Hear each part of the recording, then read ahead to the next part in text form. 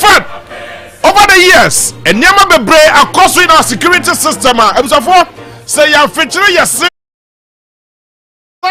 address Mr. President, who is the commander-in-chief of the Ghana Armed Forces. Say, your man Yama be undead the Alpha Ghana for 1 year.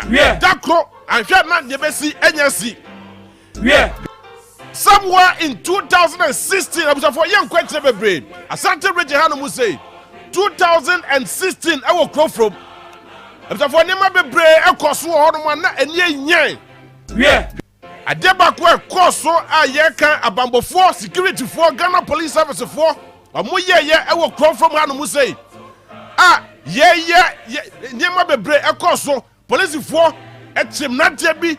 Do cromo a buomo a yomundema basa. Mr. President, Abba and Na, Yababa address Mr. President. Near Bienya Mabiswachano, Akachasa Mr. President. It is time for you to act and to also make sure, sir, recommendations are who do I free committee who do Mubano. This is the time it's all the year, Juma. I ask you to be citizen.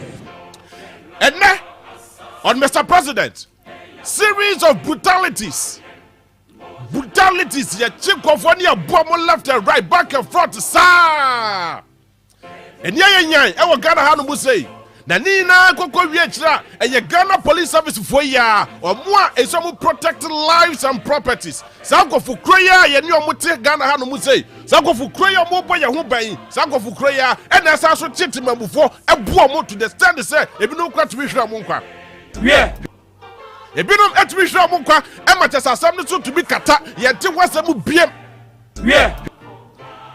mami for from 2016 enyama akoso ewa santimatema yefa nko Ghana now asantimatema no mu say enyama kitekete series of brutalities just akoso ebrohodo akoso ankonkofo bebre ahwera mukwa no ye start a breaking it down what enyama bi ase. I ask you to be citizen.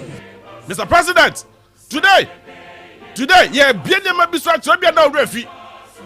Watch now, we share Ghana for them, be now refi, and then yeah, Bienya Mabiswa now, and one who never be here. Thursday, May 2016, 26. I'm the one who come from. Now for the come from, and Nema a course for Brantebia, your friend Tavia, and what about 22 years. 22 years. I dare see ya. Ewo honom na nie nyan yese abrantia ne yekrofo ye chi abrantia no efi yane so ene ye chi no bo abrantia no bo na emiamia ne hwe yina abzafo na de na nie nyan na de na mobo na de na roho e makrofo yina etete se ka se ade wedi anko ye kra ye question kan sa omoboa because time ade nsi ye no na nipa ho me ni baba akoto mo mama take esinani nani pa na time o say heart attack me pese me busa asamba ko say police be na dugu akwa so ko chere bai ye pese ye keche kofi bo achi say omra bonten no for good report to me sa je o mo ke kan ko de ye ntia na sa ye ka che ni pen ye here police be ofofoma anya kuma ya de kumu no aproach fona na bu me ba tanya amana huo o timi dia de America ni say SCP kofi bo achi ba ka say ya nchen now, you better show Mamma. It's the commander in your channel. Yet the Yaki the SS in Yatia. It's your job of people to saw the back. No can tell you, Dr. Sampane. Akumayalia, Nessa Akumayalia, dear. That the Amanda Sayakumayalia, some America. After Kanyaman, dear. And your Dr. Sampane. One can listen or in a bush swing in a lash. And yet, on Pada be one, on Pada be found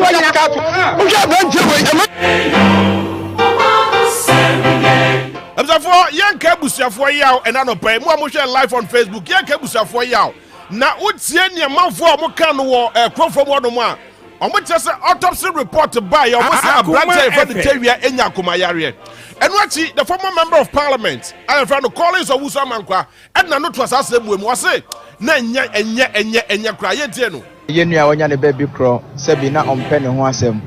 Ohe adanse a obi edifa ne ho a echese onka bi nhyimu na wo hia sa nkwanhia wuo no.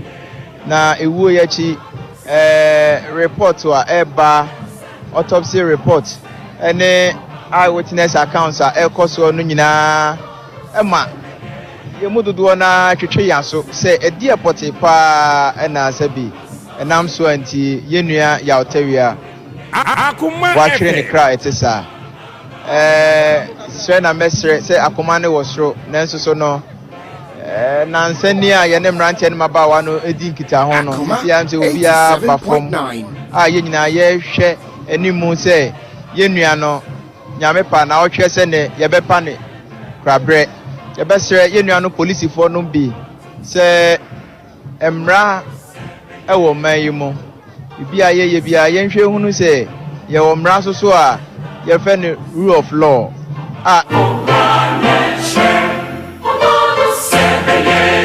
Therefore, when see ye anche cry, ye by yedim says I dear with your on July 7th, 2018.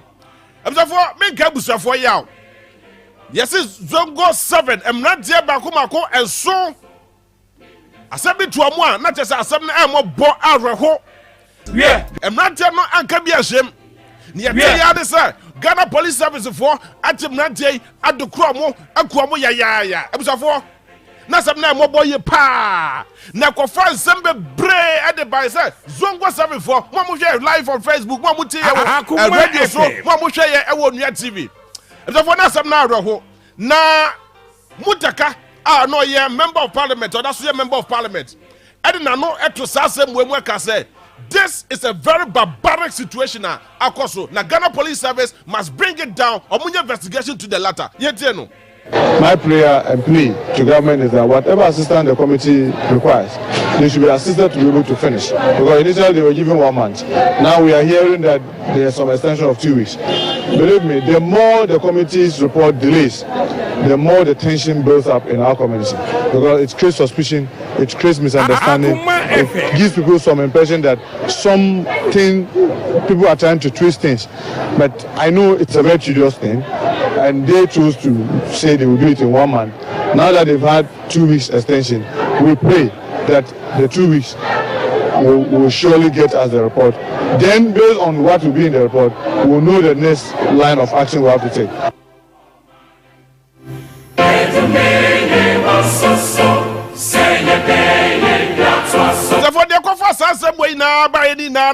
Ghana Police Service for say some rantel suya Zongo 7 Zamrantel sui am robesa exchange a fire just a word more talk dimaku dimayao and also a so movie and also bomb rantel and so etuo. I ask you to be citizen. And therefore Emrantel no ete omugu monteso aswase for and omugu monteso ekika se bebre ayo yechra hudo bebre omuwie na regional chief imam say ade yakaba koma man ka bienye eyame apa ansuso bifumunya abotre obianya abotre mamo ko sisitai bia mamo ko san profo no ma munya abotre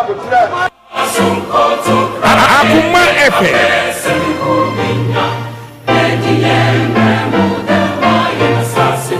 So from 2016 down to 2018, Yedima, Mr. President, you are aware of the series of brutalities Ghana Police Service Edima go for our various communities across the country.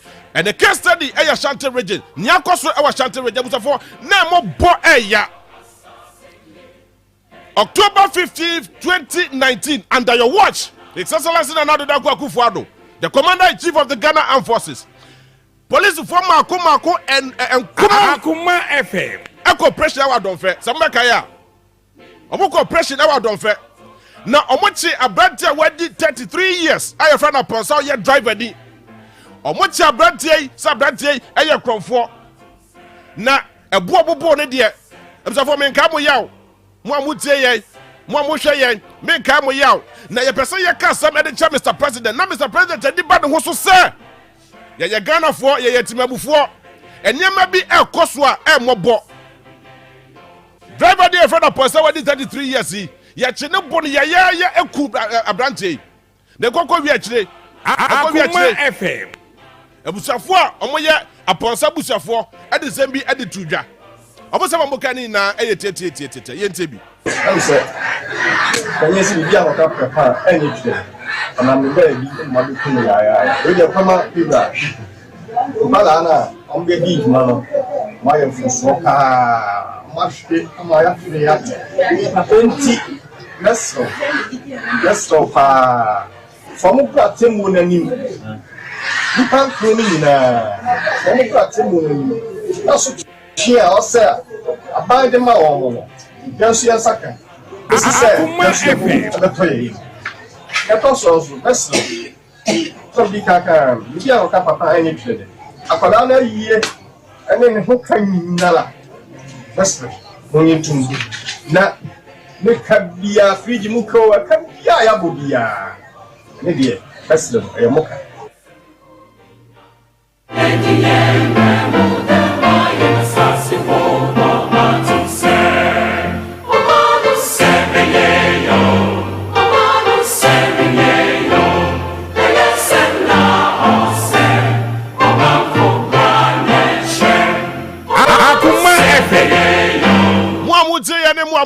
Some way a coso ewa donfe na police from mako enkuni hwehwemu ba sam miensa de ya ka che wo se wo fo na dwuma to wo no wanya hwehwemu na sasem we ye famra from na just Ghana for yina nti ase ye hu nyema eku abrante ebusafo e ka se ampoma busafo e ka se he police fo mi hu entro bi se kwada mi hu entro bi se kwada Emma MC ya wo hono mo MC ya wo hono mo ede ezabi ede tuja na ye kofi hono mo esu ene ahwehwa na mafo di ebusafo edi wo hono mo. Mr. President, we are telling you that this is what went on under your own watch somewhere in 2019 enyema ekoso na enyan ebusafo ina ahwehwo ye edi su ne ahwehwo ko na lawyer na oye odi abusuano ensem a very serious and interesting revelation. Asemo can be near. Initial reaction of the police. Look, they planted exhibits on our relative, Indian hemp, to induce a conclusion that he was dealing in Indian hemp. Meanwhile, it's not true. They just planted the exhibit. Look at this. Somebody who does that, if a policeman does that, plants exhibit on a victim, how can we be convinced that the police will be fair in their investigation? So the mantra is that the police cannot probe police, and therefore an independent investigator is required.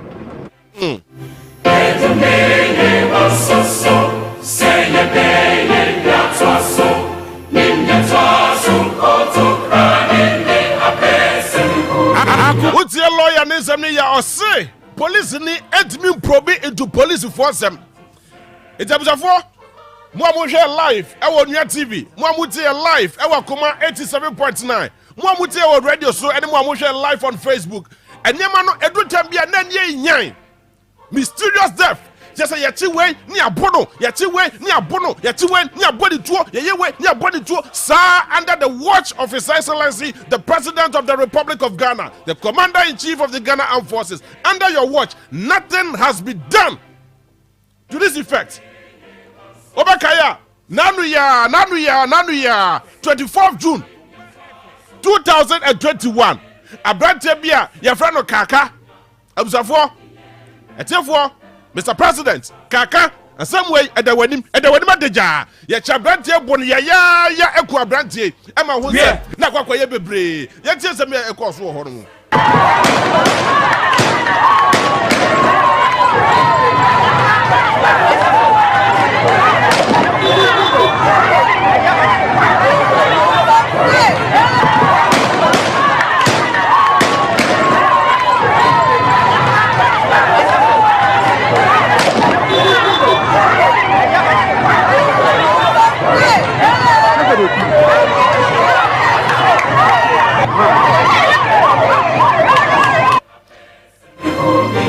The series and the barbaric tour yet to the left and right, back and front, sir. Yet to 220, sir, just like that, carelessly. Yet to 220, sir. And Mabuna Omuwa Edra. Ese kaka wo ne de anu odi o monte bi da o bufu ye pa na no mo ka se mo e da Mr. President. The police commander wanya de enye ne panti na wo tukuroma ne bottom ti ena wo tukuroma wo politician se anka wanya politician obi na ni abiri enu ani se bapata no wanti ase kura obati ase because nipa na omuku no omaku na awie to na dey tin soldiers forever bullet pa say nipa mensa ba ku ni de nipa 4 ba ku de yem for say ni de no enye bibia ni de no ekitwa omo ye 5 no ba ku de wawu mo ko jani mo ja wodo ye si rubber bullet na omutu ba ye kira mu ade e rubber bullet mami rubber bullet ye ku youth no enye ade a ye be tukura ye ti asie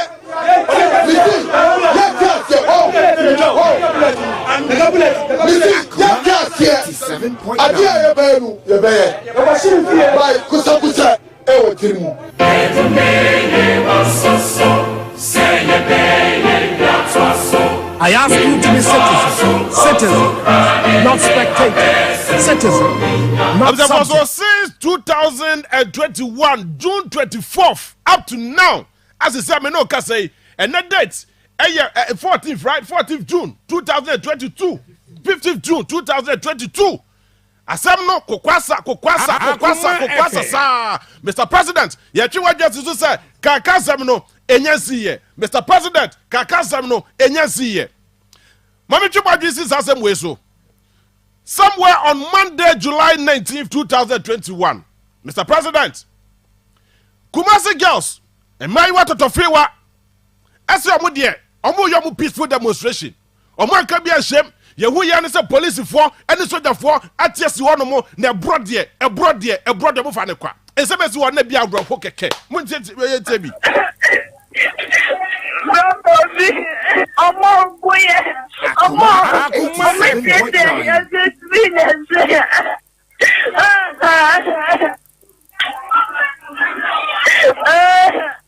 I'm so just for Mr.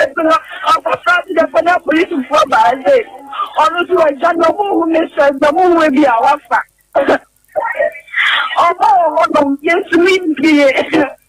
Not for me. I'm about there. I have. I'm about there. 8.9 days. That's more than normal buy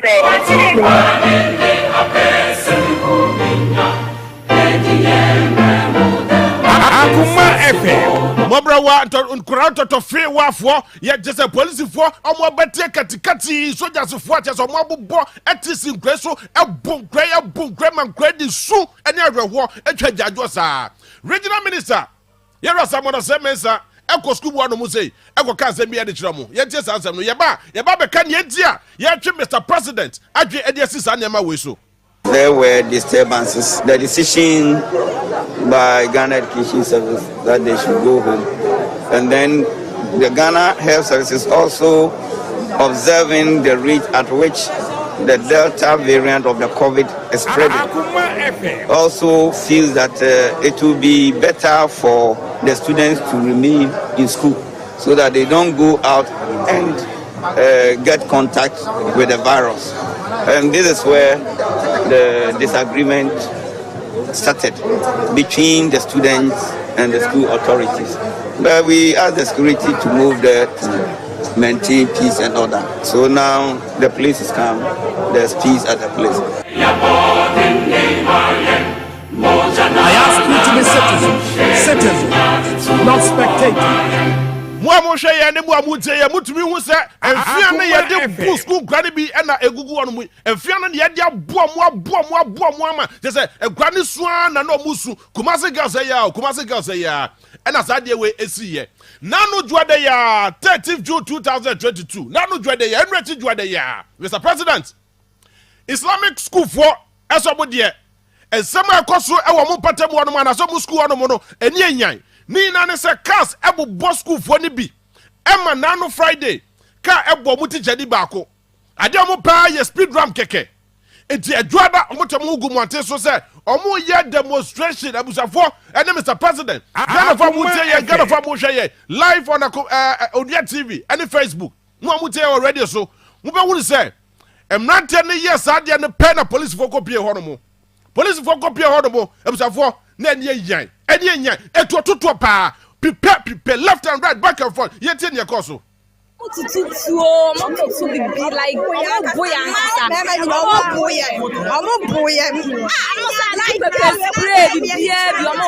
Instead of some metal rubber bullets, no more to real bullets. I'm to say,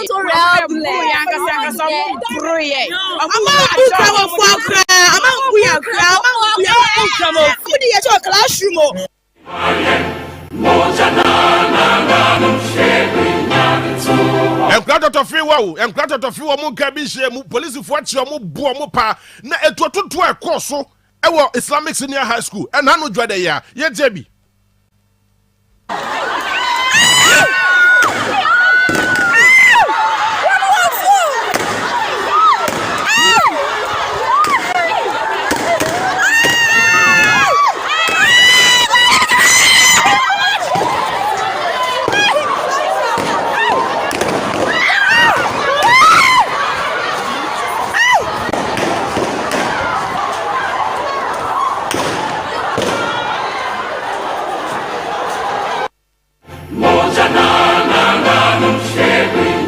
President Sadia we na ye live bullet ya to our school Islamic Senior High and Krato to free wafo just within the community a very small place a school for we are harmless ya to left and right back and forth left and right am a two abubani bi just say ne ho hunu ni bi kwa ekwa ye sisi am no kase Mr President of the Republic of Ghana.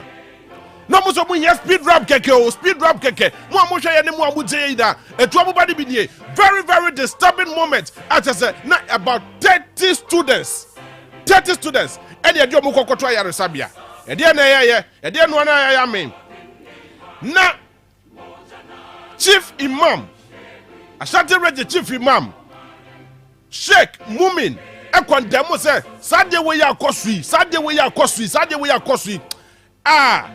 Anko ye kra ya baha ye ti asem me ba ye no me ne awofo no kasae se ebe ya o mu nkofie nyam adpassion a o be emergency visit na o me kura o mu kwa be na o mada ena che se akoba se no ye me ka che me honorable Asensu Buachi kasae ena so be ho regional minister no ma me ya ena che ye bie apono no e de ama awofo no amu bia hu ne ba nti akumato ya ba he say asumdua ba na say I commander no commanding koda ne nkoda mo betututu no live bullet no wanya de commander na anya de ese etwe na so ese IGP ba ye twan no wo ba na kase bia ne wo kan bia no ne naka wo commander no ne nkoda no ba no o matututu sa nkoda su eni weapon bia o mo nsam na mo tutu obo mo enya ne kwa so no enti wo mu nya de ya na wo mo ye no amro besinagu e mo nko na mo ne mo nkoko enkunkum wo mo nkwada o mu sua de e na mo bu wo mo e kunkum wo mo enti ye se obia se obia nya komato ye na bibia enkoye. I ask you to be citizens, not spectators, citizens, not subjects, responsible citizens, building your community and our nation.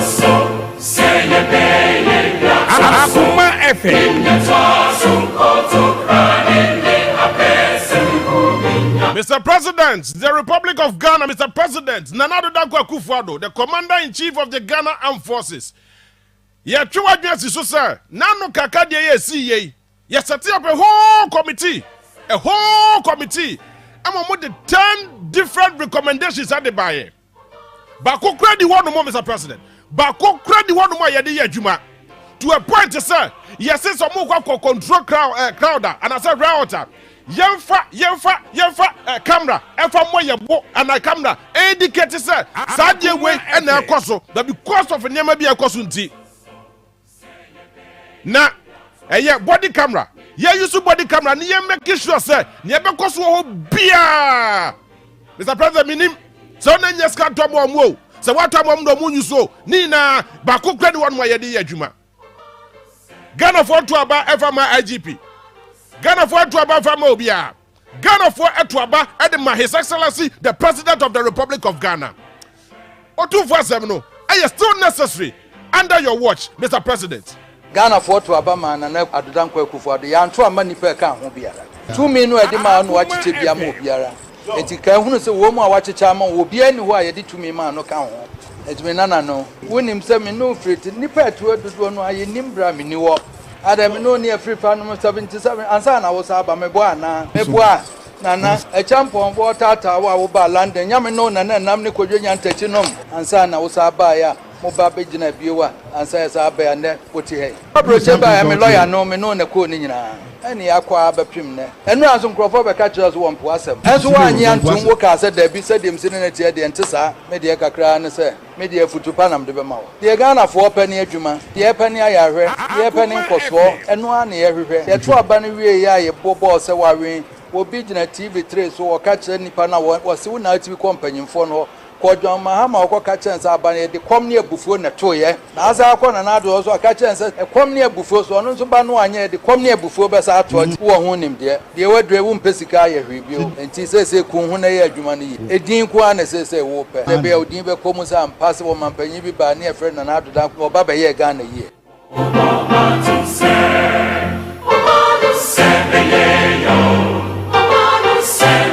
Yes, it's the address Mr. President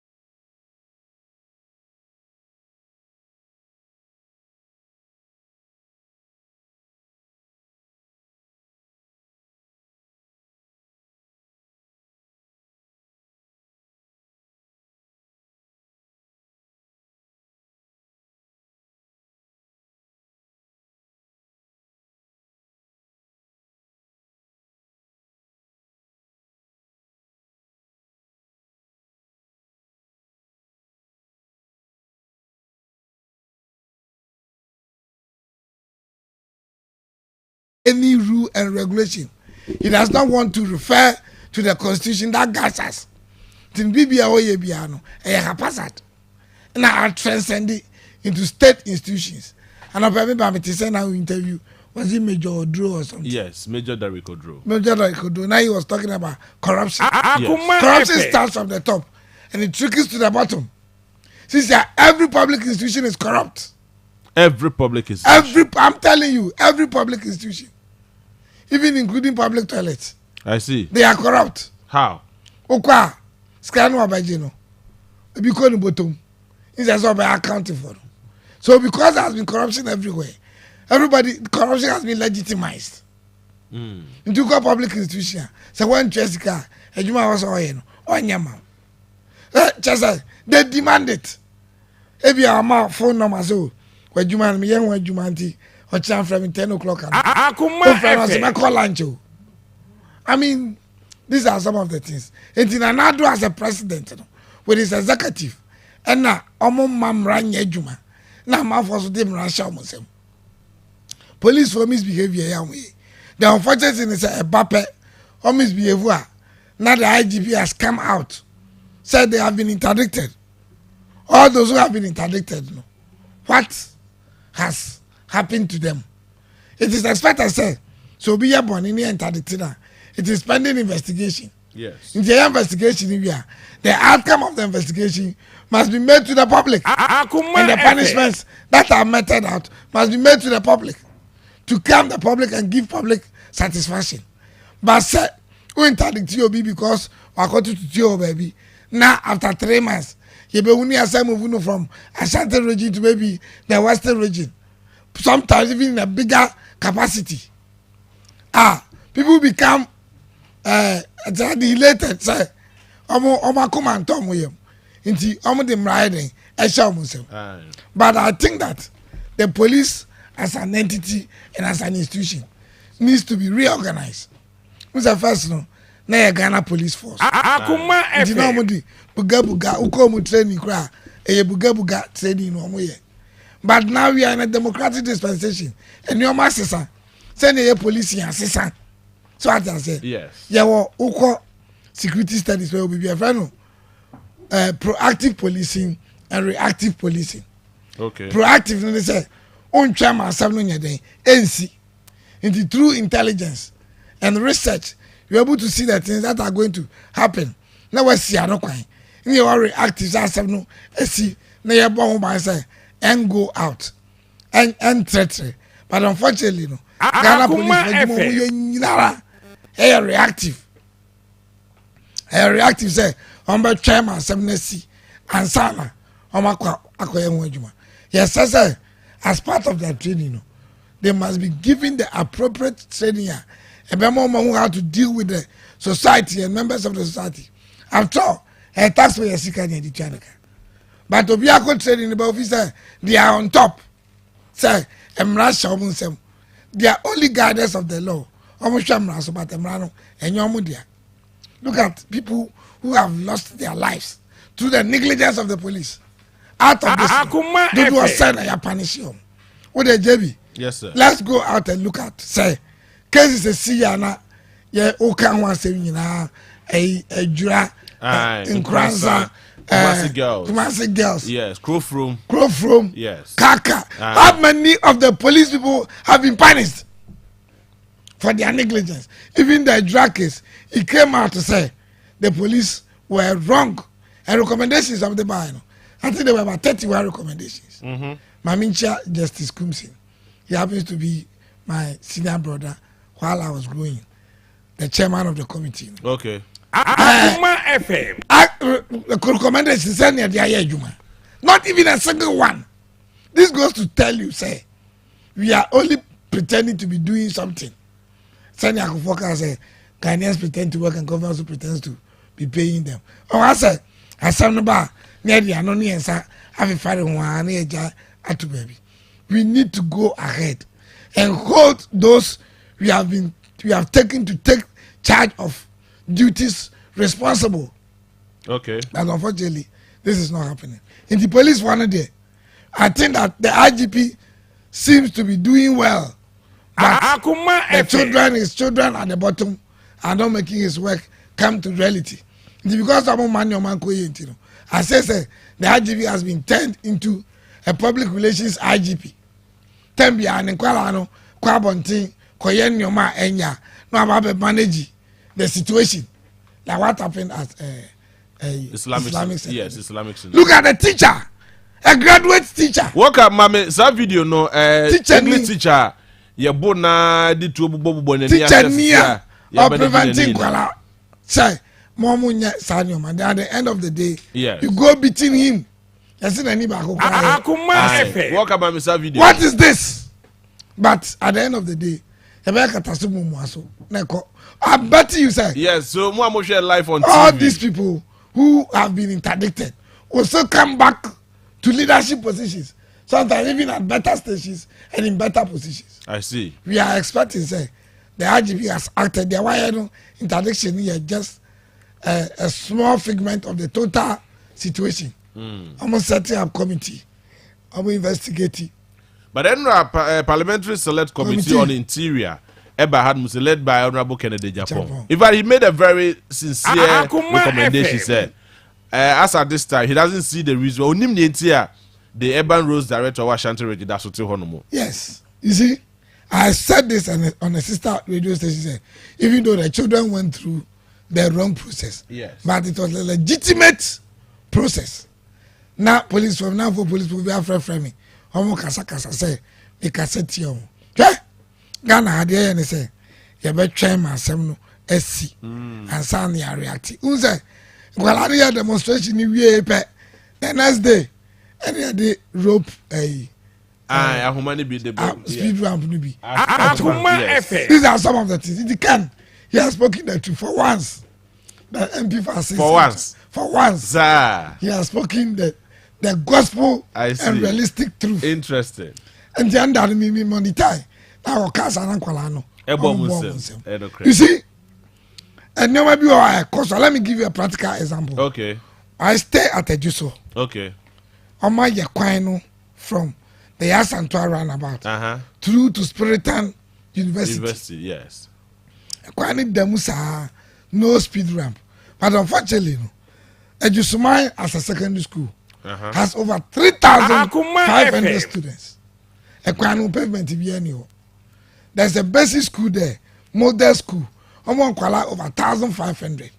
The headmistress of Ejusumai, Cassandra, Mrs. Cassandra, has written to the urban roads and the district assembly for a period of about 6 months, 1 year. Say we have speed ramps. It has not been done. Say car bought Obi, possibly not any ordinary person. A car bought Obi to say DC and as the regional minister. The DC they cast the one. Neba. On the papa they saw Unimante. But it shouldn't be so. But they will wait. So that has been the situation. Ghana any ever reactiveness. You try my 70 and Sani acting. Okay. Even though Kwalano did what legitimate means through an illegitimate process. Okay. They have vindicated in the assessor the way forward. No, Omo leadership positions, not only in governance. Obia, you see Ghana, this is a problem. Say the top is corrupt. That one I agree. The MPP leadership is a mess. But those in the public service, they are also a mess. I see. Public and civil service, they are a mess. Okay. Messa ba hono but mami acknowledge the presence of Omo share live on Facebook and Omo share live on TV. Kamavinga share live wo Kona Ajata yes Ayata Kona and George Mafo so as usual share also chia the MC wo ejoso. Amidu say hi. Yes, Amidu so share from Columbus, Ohio. Good morning, thank you for watching. John Otres also said or share live. It was fantastic. John, thank you very much. Crespo, share. Isaac Akroma never disappoints. Debia our Germany, share live. Isaac Akroma, share live our Germany. Oyibo Boati nebehi share. Kwame Opon Kitwa or say good morning JB. Good morning Kwame. Kwame Opon so share from Belgium. Yes, Kwame. It has to say when you bre I will share nano pay our Belgium. And George Mafo so say Ochiani MC Madika Kojo Bediako eso so ohweye sa so ena ahen eso ehweye Florence Otabel ese Ghana we the same way are hopa the address to Mr. President omomo dia so behwe ne ma biye na watumi asoso ne ma so na odi police for akade e dia momo Azeman e de ne dia ba sa so ena mo baka ina nso so betumi de odi aba Yakubu Dombote eso e de ne dia ba live e wo Facebook so betumi e de ahweye e wo ha no mu sei Nana Ajekum so e de ne dia ba Menoka say Senior Martin Ameyao Ensusu Alabeka Yensa represent the New Patriotic Party Ewo Hano Muse Hayakuma 87.9 in Kumasi and Onuya TV live. Obetimi Ensusu Ajani live on Facebook now the comments Eddie Ato Honomo. Senior Martin JB. Aha. Me say me bisala say. Oh, that my mention the question never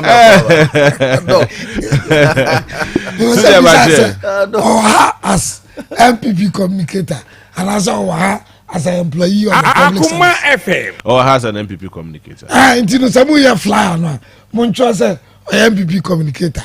Say I can't say I come in there and come to me public positions in Ababa. Into we are here. Well noted. The name of politics. Well noted.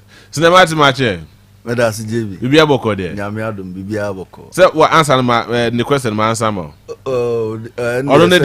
dwen no che. Okay, you. Because mostly no on say union napkufo aya na ye ba radio so say omutie pa. Sure. So mu say flyer na e ba no mu say omu panyi e ba omu nim say at least e bia host mbebutumi abusa question bia. Akuma FM no be nso akatwa bi planya mai. Nti aya na emamo so mo listeners no eye mo because santimante mu akwa ikuta workers 25,000. 25,000. Wow. Say aya na NDC for eye propaganda bi say omo na omaye mpuntu djuma bebre wa santimante mu ba wo hwe napko ye fa nipa 100,000 na ye wo 16 regions na santimante mu nko ye ma ye 25,000 it means na na dan ko gufadu nani e wa santimante mu very well propaganda na ya omoye na ya ojunu wa onti ase but do ka kire na adwene because samanya next time me money me capacities yeah the credentials na me Matthias Samati me gidi say onya adaje tie the address to Mr. President. Of course. Yes. Your take on it. JB me da say ma memfa wo fidie kesi so na mentia wetifo mentia docs in fact ma be hunu anopai muhwe na ho kika na o start your or call on a normal way no the propaganda ba ko abisim obono humo de ma mentia no JB Akuma FM sena na doc o kan in fact adia e high o man mu kese apart from ketasese ne project kankan a NDC for my hu bi o maban mu aya adia de bia in our memory yakaka no adia ba ko so yakaka wo ya dwunim kese pa the issues of security. Yes. Bambo ho sema ha dwene pa ene metike ma me ba na mitie series of issues are happening between citizens and security officers. Yes. The level of brutalities and kwanya ye first one handle nipa because wejuma ya wuyi se Martin miniwa u police officer ejuma be na woye sure uniho na de bia ye wo phrase bia ya yetaka say the policemen are our friends. Yes, because on say military for ni de unhu omo David ebia oni nemu ba ko ebia be 1 month no soje ni ba ko okrum eno kra most of them on kra na illegal because some na no more barracks but police officer there they bia unya asema be ko police station onam kejeti abonzo police for onam kwa police for directed traffic into who say sasam ne kan say police for na for no kra because no more titifie me ne omo na ye bibia bom now so asem si that's omoba the way a manner in which omusi handle yen kwan omode ye faso no sabi aya na ebi wo ho na akoye se omoni yen ewo ntokwa bi ana indirectly omun kanchile nto munyo opportunity na no mo pese omoba no mo be exhibit saade no because wo hwe niam a wo boboso ne kwan police for e faso handle nipa ewo kroma na eya asefem na menim am say wo na meet you JB breman ene ma krumpotemo kwanya am robbers e fa so e ha ni power say kenye volunteer fo a yatete say ye dey bo police fo a akasa breman ma krumpotemo ka untumi ntina ho eno a ye ko so am party office ekodi dwumadi bi na madam bi o ma ko na me friend so ye wi abo 6 nti omra patas na yenye 1 or 2 meetings na meeting ni be drag ye to 9 okache me say e boni 8 e wa bontin a breman potemo nya de obetumi akọ because ohono sese no akronfo na ba omtiti moto so etu no omudi uboni na pa na omko yes Sanya ma we nyina radio for ma ye hu dede TV for ma ye hu dede ni ade but still ye nyanya information say police for etumi akọ guard wa na so metumi achi nipa ba akokra enti sankenye volunteer for ya nka ye koya na say ye bai e wo sa mpotemo enti se na chichani ba ako eka say Armed Robbers for and then namu ye nchi omo eye Sheikh Ashanti Regional Chief man na make that statement and it is true. Armed Robbers ni akromfo omo ye so armed omo ni nam ye mpotemo mu di adwim omo haya adwene ye ntumi nche ba akokra o brema issues ya e ba ya ye ka ho asem ni adwene ma ye ntumi nche nipa ba akokra na mom hwe kwan a police for edi yen a ye moma ye nye bone hwe kwan omo de ye for so na se ye mistake akra bi a enye that much criminality hwe kwan omo de ye for so na me narrow me hu to sa Islamic insensamin JB wo share Isaac Newton third law na osi to every action there is an equal and opposite reaction emofra no render omo displeasure because omo so omo pe speed round yes of course enti yakase ye bremu omo ye bremu omo kese pa wo side wem e police for no ya adwene ewo but on the issues of the teachers kwanya emofra ni niezi atomutumi eba abonten ebeye demonstration eno so emu orem kakra doc because who say ya adwene ko teachers ne so but wo se hwe ye me parent ko me wo yere wo ma ntimi kasa as a parent se me de me ba akọ school na me wo fie ni me kan bi se minim se abofra no ewo dormitory na say or classroom is in good hands your senior house master your headmasters na say abofra no meti ya na say mati wa akoma FM onua TV say abofra no ewo lolu kom ye demonstration akoma FM ka bo teacher ni adenti na teachers no omo ama me demonstration because Islamic Senior High School one of the most popular senior high schools in Ghana. Meaning say Jebo yes. The biggest population. Okay. I see. And the more the students, the more the teachers. Yes. You could tell you so. Almost no more teachers do power sentiment. And the teachers no mum ama lolukum ama me demonstration na yen money mum no. So upon series of revelations. Na HSO mo church krata hodo bebre series of krata hodo bebre dey call Urban Rose Urban Rose director akuma nkofo e beble mu me make point am okay ma me fa a typical example adana me kan wa fidie ba ko so e wo asim school mu a somewhere around 2013-2014 teachers no e be ka say yento wo emfa school down no because mnante be bobo ebinum so nante park no so ebinum banum wi na mofra yi primary school for ni junior high school for so eko a ombetumi ahamu obi kura betuma so abofra ba konsa na odi na kofia akwa de ope wa bra wu hu hwinti yanto wo emfa school no panfo ametie amma na ntwie eko pim teacher ni ba akoma FM Kenya men ko anka de besisi ho na teachers ni de omo chalks omo pen ni omo books egu o se si ameto wo no omo nkyira de bi nti Islamic Senior High School edie na kyerɛ so omo ntumi nyɛ saa de we bi omo hwɛ omo de ye man eba bonten so ebe putu ye man at risk wa bra ye wo series of examples ye wo say police for kwan omo fa so omo handle yen ya de hu na mitie mi ame papa Ishak Tebrobe yes na in fact mi di ne ho ya opa mi ame papa tete me wa manyosem ni ade on na ye board chairman e school mo no ka say o ye proud of the students of course o matumi achieve na adenti e na wo teacher ni amede me ba na abehye won sa no wo mom wa ma mepira na me ba me se hwe no so no onu mom na wo de ne ba be se case study so de ne ba be de am onu mom be plan na wo teacher ne wanya mfa ahudi in this house me dwene ho amenti ase nti teachers for no so they are at fault emna IDP ba yo ka se yen sanction ana yen panese police for binum na me we say Ministry of Education na say GS Director General ne Regional Education Officer omo so be ba na headmaster ne teachers for binum ye hu se omo ma kwan ma mofra no omo sisi akiri ne ade no omo investigation be ba no Akuma FM say na be ya be serve as a lesson to other schools because side we ya esi amofra achieve omo aim prepare college for show Kumasi High School for show.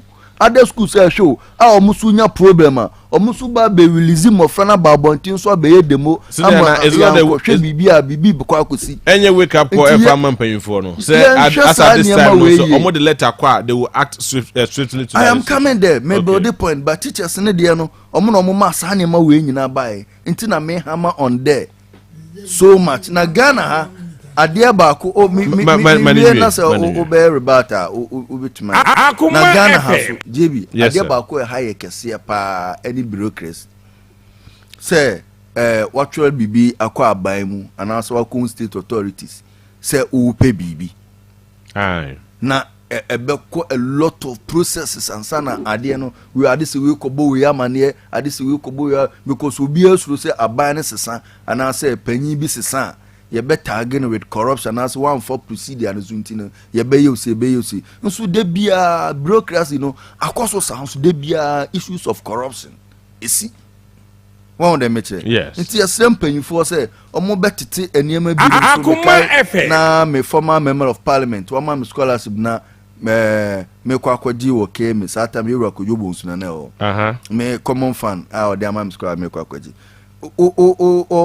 ono na ma approval no eko offices be 10 ansa na yema me check nda kuto satam na ye true exam sa ya pamu me school fees nti sa na yema na ekoso o manimu na upe bibia eche no mpemfo nhwe ne entete na yema so na yema because mofrey eka seminar urban rules for mode ahoma ekogu kwan ni ma nka sa na ma we nyina so nka no mo speed ramp na nya ahoma oh say ahoma is for a temporary very good it speed ramp na yemfa na sane boarding nti no for the meantime na yemfa ahoma na maybe ko IGP bae no ade a oye ya ema mofra no akoma eto mo yem kese na ahoma na odi kogu on say sa mre ya yesi niema eko processes ayenya obi obedo ne tiska me speed ramp because speed ramp boarding odi ahoma na begu odi ahoma ni gu so mofra na ni age nti die na prevent ye say e be temporary solutions bi ama mofra no ansa na yenya sika ya permanent eyibi e de amom na grant om request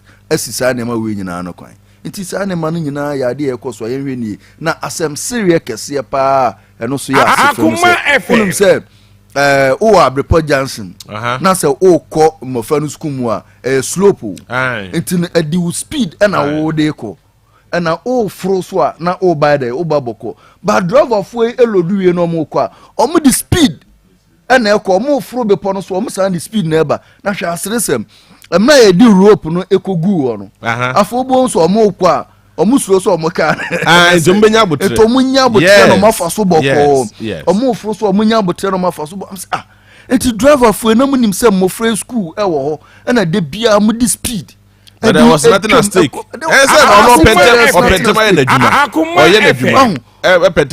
Passengers gu no asam be for no asam ko hwe omagu ono de oba ni sika no kwa na odwene wo onwene passengers ho enwene say suku o ntoduru a obeto no boase na sa ekwan no so no du ba bia ye ma politicians no enda na omo a de taxpayers money etu omo kan ye demand accountability in free for no sa ekwan no asphaltic overlay na nado danko akufuado ena hwe na ogu sa kwan wokohwa ekwan ne de efepa do kokro edi ho adanse se kwan ya efepa emprene metum akoma efepa bus baby na ye de placas esi wo se cattle crossing se na ntwie bentini nyantoboase ema na ntwie entwem asa na wo di speed aba na si da ne entumi engineers ne ye kwaro mutumi wo se ahasu school ha ntiamfa bibisi wo se students crossing na emofra na driver no du wa nyantoboase ama students ne atwem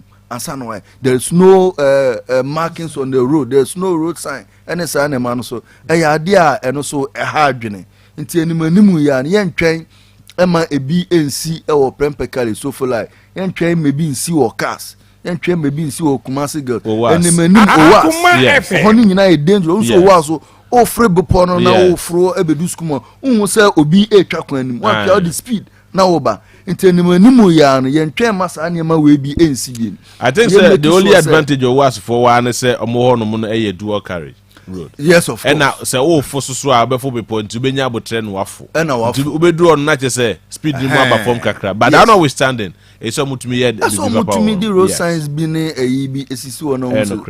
Mofra betwa kwan anim to no odu say oto bo ase kakra. Na yesre police fuwe there. Say there o ma ye ama na broso. Abroso bi. Akuma FM. Doson.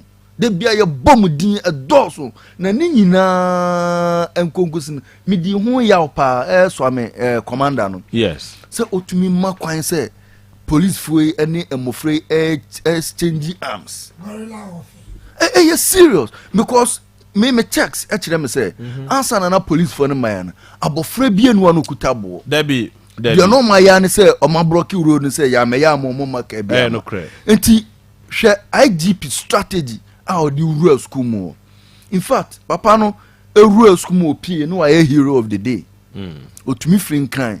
Eba sentiment be hero ye nim no. De bia ankofo e bona baso social media radio suni TV ni aden. O demonstrate so a professional. Nti ya slap police phone kitu say omu besua eniema free no. Oba no di negotiation na bae.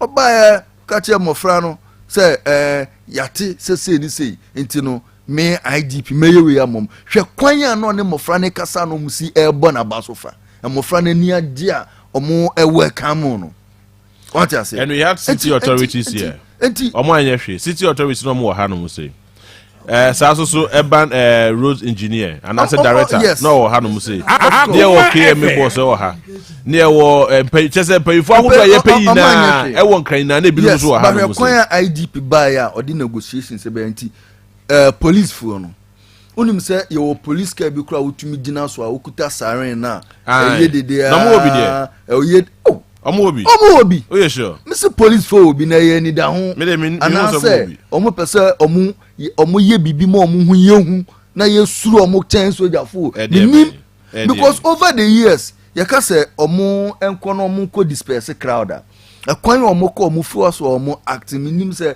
police training school debi ade say my police officer ba ko no chira de o police training school now ye intenibu so mo say ye chira o mo sa de na because every time o mo be ko so mo ko disperse crowd o mo ko mo faili so they need to learn from you they should to learn o mo ko mo faili ntimenye so say de na ye chira o mo ko anytime bi o me ko bia o mo ko faili because sometimes negotiation to send IGPN so omukwe na omo ye dede ni sarin ni ye dede na sue mofra na tension eba omosu na omuka kire omo say yaba ye tie mo concern no ye ntwen ma de enchi ene ya ye frem payfo ene o makasa mama be ya mama aka mofra ni nyina ko school akoma sense mu no matumi exchange arms ama ye say abofra ba kokra de o dwane akodometry oba besia o obuna ko rua dometro san ko bu abofra no dometro na sebi enye mofra ni nyina be enye akra ba ko na modoso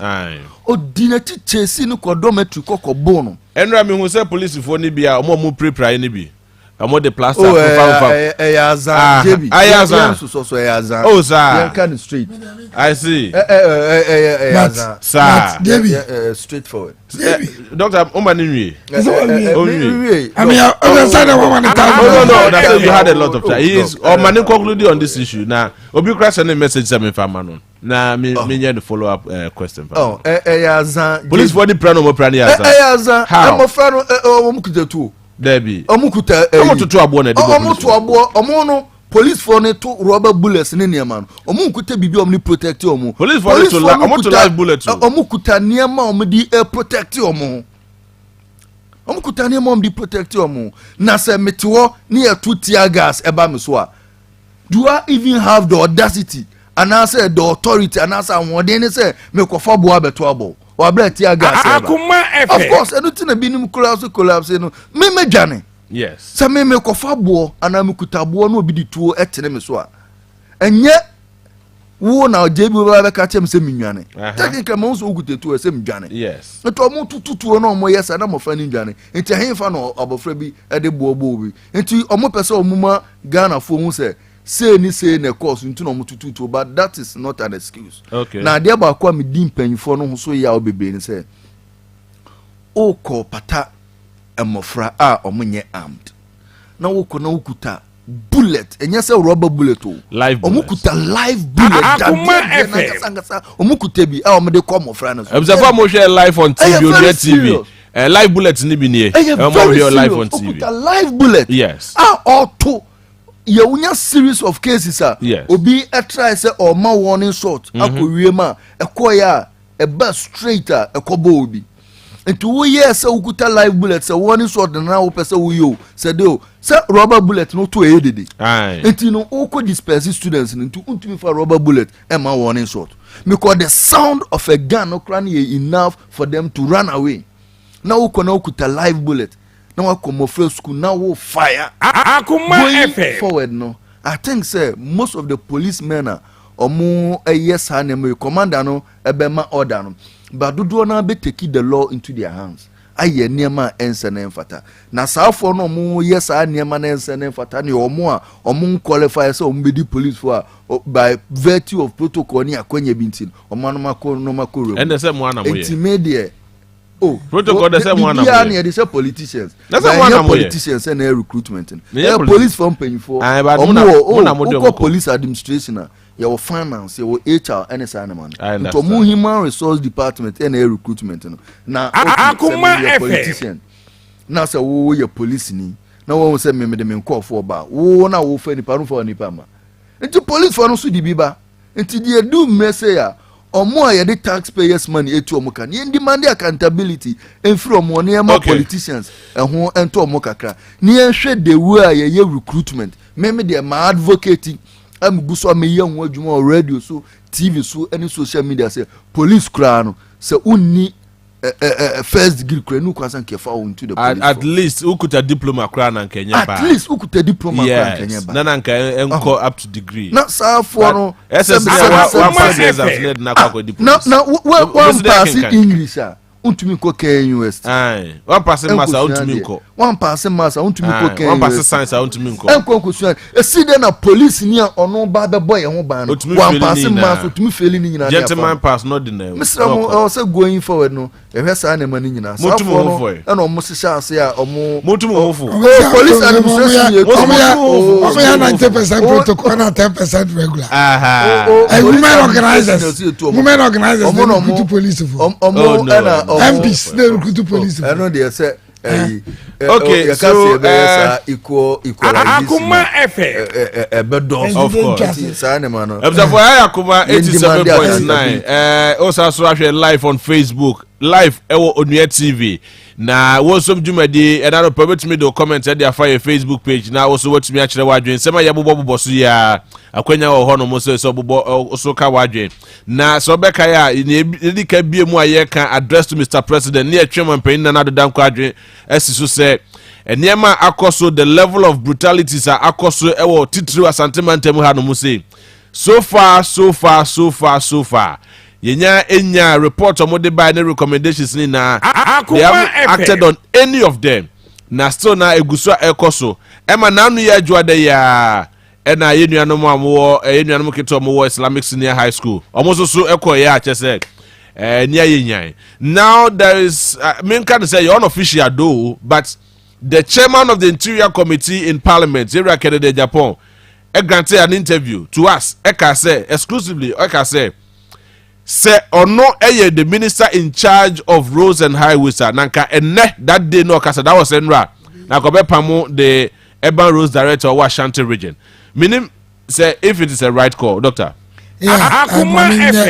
clearance be okay I've been a teacher throughout my life okay I've taught at all levels I see primary DHS secondary university level but yeah this course no on be so blame teachers yen a certain small view. Okay. Islamic has a student population of over 4,000.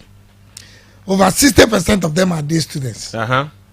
Asemno is Sianopa. Yes, around 6:15, 6:30. Sure. What it means is that most of these children were now coming to school.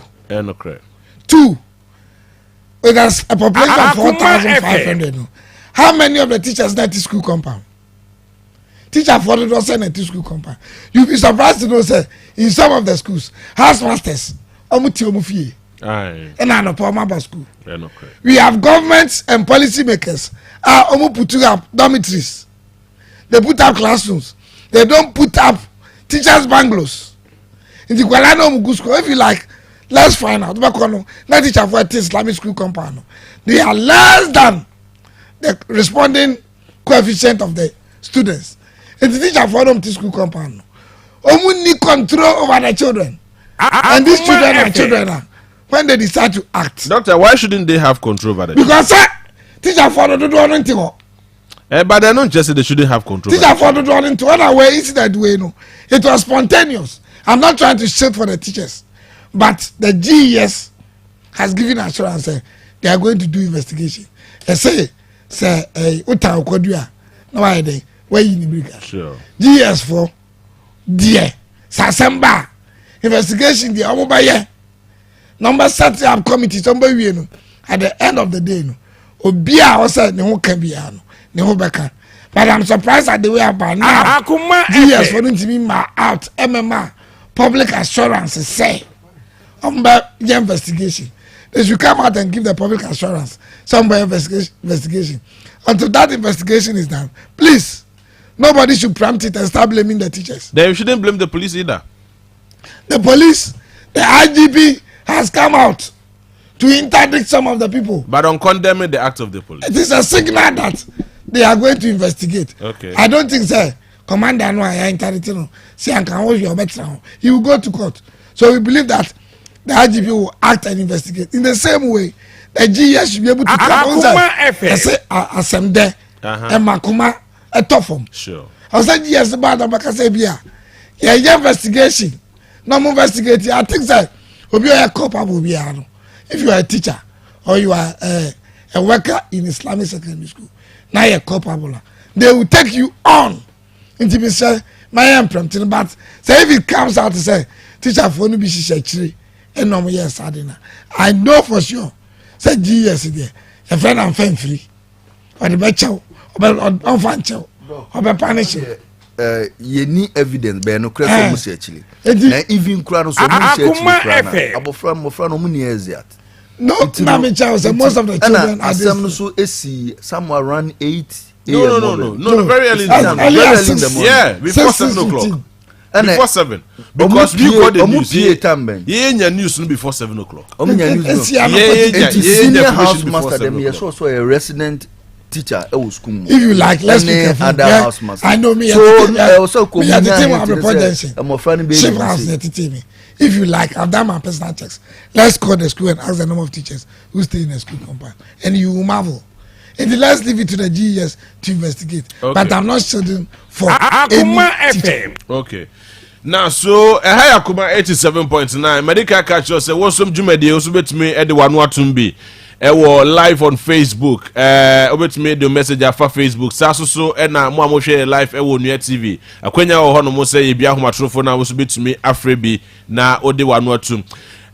Senior Yenhwe Enra a very explosive ja Atonso shoe factory honomo, and in fact very very bizarre moment and a very terrifying moment. And cracked to feel what they were running for their lives. Welcome, Mr. Video no na yenya bini appreciated the situation better and crack it to a park. They were running for their lives. Mo share live on TV and live on Facebook. This was the situation. Enra na ejano na reporter yenya say no mo kwa yi gas no na em say na ho apayo se bibisa. We are yet to get a confirmation from the fire service, but although omo de but find this nankasa there enyama ni na omo keka ni na eye assumption omo make say omo wia ometimi ama the final report on that. But this was the situation, and innocent children Waka mami nkrane de no, they were running for their lives. A very terrible situation enra. Meaning say sine wanya bi ahwa hwe nkra kotofe we. Yes. It is very serious. Next week KG for nkwa ebinie. See a shoe factory inside. Yes, shoe factory. Which means the gas was meant for the shoe factory. No, I'm not sure. There was a commercial business. Yes. Aha. So eno ni enkrane de ni when me hu ye me sheme enkra totofe wa enkra kitinkiti. Look at them. Say he fa no mu dwane. They are if an omoko. This is serious. Under whose control? Serious. Eno ni ade enra esi wo ha no mo say na e mo boy so areho. Senior minim your take on this. JB Medasi, say explosion so ya dia e high wo man mu kese pa. Ya die yan kabian shim ene yete apiate issue. Na atomic junction so dia esi Accra. Eno so ya dia na ehu pa chese oko BBC ni Al Jazeera nyina report here okay explosion si wo atomic junction Accra near Madina wono. So ya dia. Enye circle there no. Atomic Johnson, Madina. Yes. Madina Road, baby, a plus B boys, senior high school. And so, yeah, they are very scary, very serious. Now, even Kumasi Hakrano, Obekaya, crew from also. There was a gas. Yes, crew from I say, yes, see, crew from the Moro Market. Yes, Moro Market. Yes, it is Hanyama way near ma, high adrenaline, Maima, it destroy life and properties. O share am afraid. As to swear na omudwane akokra no ehu hwe so obi afa ne ba abone bonary speeder on ne ba no omudwane technically ebia no save akra no there but me sure say ne ba because as at that time they were in school teachers for ne madam for na ewo ho no mu but now the way na situation is here no na likely say betumi akosku mu ho no so omo twa fire service for no wa be keep the situation as omo be ebe situation akofom no. And I'm going to try some more rescue cranny and that was so terrible. Very terrible. Very terrible. JB, Sanema we Nina Ebano. Some of the factors I will be coming say a domain paying for Ghana, your problem can see a part DBA. Some of us here can want some maintenance culture. Oh, your machines be and your maintenance. Or share your road crown. Sometimes when I'm quan be so an amera who JB.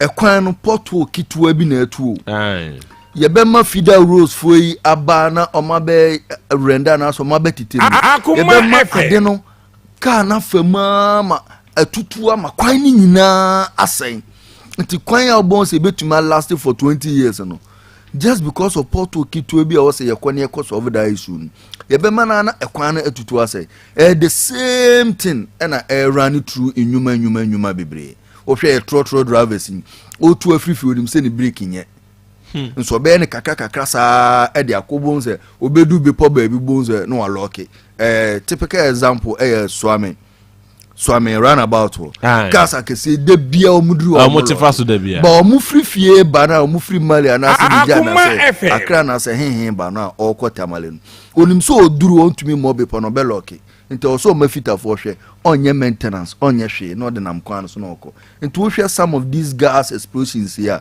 dodo na maintenance ebi wo ha appliances ana niema na odi adwuma no obehwe na wa maintain ade no also mami gas ni wi ansa na maye na ede sa explosion wi aba enra me ko se me kwa kofele me gas me du ona opanyin na obu gas no egu cylinder no kachem so rubber bi wa no rubber no asay 2 cedis o say meto o replace no akuma so mama me dia kufie but ebenyu na fa won kakra which is very dangerous obi wo ha because once farm because me use ade no ofie no ni nyina enyu ba ma hu nto obi wo beka so once enyu fu bebre ni de ene ma me use ni sa but o kan ya na me ma no change rubber no 2 Ghana cedis ebe yoden me mani change rubber no bu gas ni gumam de kofi enti o se adwuma mpanyifo se adwuma efo no airport ma se bibia se ya quickly na o se yetumi hwe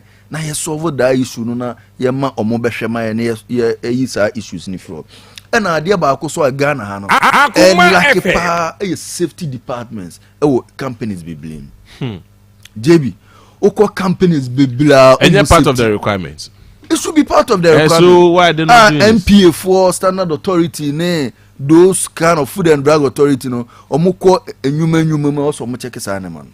Ntini ye kan yo, de bia ye betina politicians ene bebo mudi. Ba wo Standard Authority. The taxpayers' money etu ni peku bi ka say omunko filling stations, no omunko gas filling station, no omunko check omo standards. Ene sa omu safety devices. And measures of my prevent accident in a animal. Do they have that?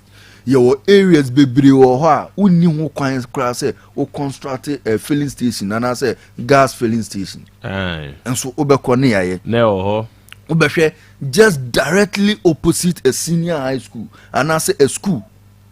I would say at Torrentium Sia, you belu suni padodo, you belu the future generation of this country. Now ye be a gas filling station or a bini way Islamic cry I see a see a corny cockroach soon with the immediate effect. Oh, but I no cry no reconstruction. Islamic day near Islamic in China. I am close to almost answer in the fufro. Near filling station and to moya fufro. I see. Or muy free. David. So you'll be assassin.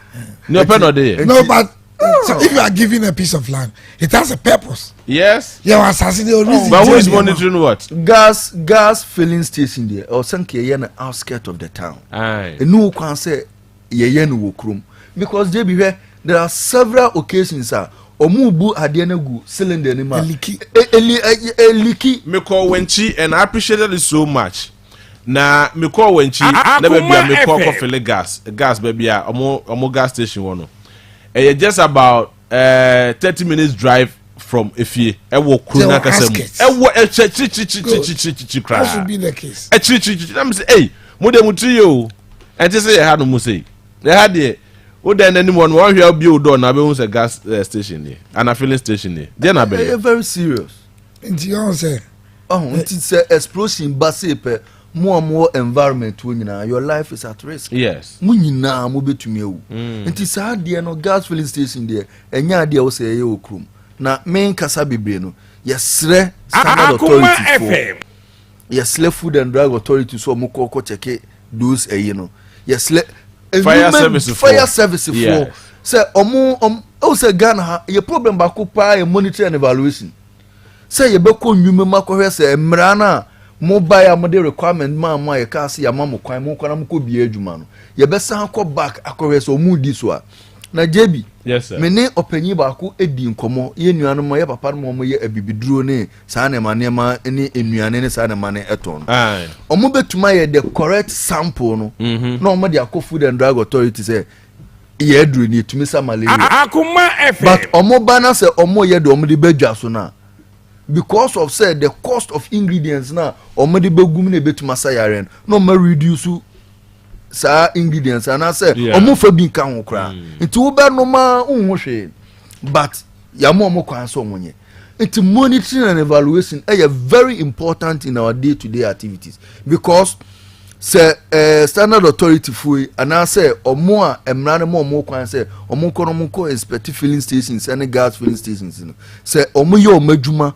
na so omo ye ne se ne yesa anka always no anka bibi atochima e wo machine ko mbo appoint say me mamu just a few hours mo anya sa de baba be cruise station no anka be less me call say me ko bu fuel one of the filling stations okay me nye expert yes ba me call ye no petrol na bu ogu form o bebre ate say o spark car no kra na Akuma FM 87.9 Kumasi me and I make actually pump attendant ne say na fuel egu form o bebre de wansa anwea bi engusu na say obi mistake na Jeffrey ni car to ba na obi pamanches bia ye nyina wakum ye nyina o se me ba sika na orgy no ehun kura ehia ne say fuel na egu form na omu put your life at risk into omu amra na ma omu kwan say omu nko no omu hwe na edwumadi a ye dia so omu sa yitu omu ka won ye de taxpayers money etu omu ka won no omu nye no omu ko monitor no power side no omu make sure so omu yes side na gas explosion ne sa explosion ne atorenche mebase no yentumi ensia no kwan me da sisi dia but e be sa so aba ho ne ya hwe a bit of afija kwabre south abrantia yɛbo na city guard for sɛ hwan for city guard for bo na ebitiati anefin na sefo ni na yɛpɛ sɛ tiefo appreciate nneɛma ɛkɔ so na wɔtwe mu wɔ santimantem ha no mo so very disturbing situation, a very barbaric situation yɛbɛkɔ na yɛkɔ akɔhwɛ hwɛ no so but doctor fire explosion enra what to so it has been one too many. Yes. Apiate East Legon. Yes. Adenta. Growth room. Obi kura ka say engine gas explosion. So yes. Let's ask ourselves let's ask ourselves why are these things happening? Maybe if you say one, lawlessness. Because before I permit say operate BB no. You have rules and regulations. Yes. I will say with this one. True. If it's a more permit class site a gas station, there's a clause where we say development will do area where the permit grantor will be compelled to relocate your gas station. Shall we say, baby, gas no buying. It is more or less like a residential area. Work out my video no now. Yeah, appreciate the how do you establish a gas station with school in chain? So what I say, it is a gas no kwase the school neighbor. Once on a school neighbor, the station has lived its usefulness. It is American monitoring and evaluation. Permit no, I grant no. They grant permit to people at places are any say omusi filling stations, gas stations. Look around. Maybe almost CCC filling stations. These are all death traps. Just because obi benya ni sika na wakwa tia ama obi owo GMPC and I say and there was a moje bribe now. Oh, moje if I know Ghana. Doctor, are you saying that KG for graduate bribe? Hey, Edru. KG teachers graduate bribe. Adano me ba na say woman ko siaza on fanko school. Asifa TV. Oba abedi na de. Ya den ya. Na me ya business and say on the school. The teacher say mami ni kakra. Oh, really? Now that's also GB and that's also a teacher. No, as I'm serious. My wife, yeah, a moon kakra. And I also a mutu kakam. I'm fucking 3 years old. You're most of friend, madam, say, now, when is this? A you any better Coranidia? Madam, say, a most. I asked for mutu was a cow. Oh, sir. You see, bribery and corruption. And you too say, sometimes people think that is only those in bigger places in a bribe. But it is part of our society now. Sure. Maybe I'm a favor. And you know, we are in charge of granting permits. They should do the right thing. Because if you don't do the right thing, now you the immediate cause of the harm. And now, you are granting permits, you know. Process of discharging. Me, I know that, and another sister station. I think I am somewhere, I cry, fire officer. Or say, on the discharging gas, they didn't invite them. Wouldn't some brand say, so discharging gas, petrol, or filling station. You should invite the fire service to be there. Okay. Before you discharge. Really? Yes. Interesting. That is the rule. The fire service should be there so that in case of any unforeseen circumstances, they will be able to prevent it. It is here discharging gas and also petrol. I was fire tender, a seal. Fire tender with the foam, seal. Say that I don't know, chill banwa. I prevent it.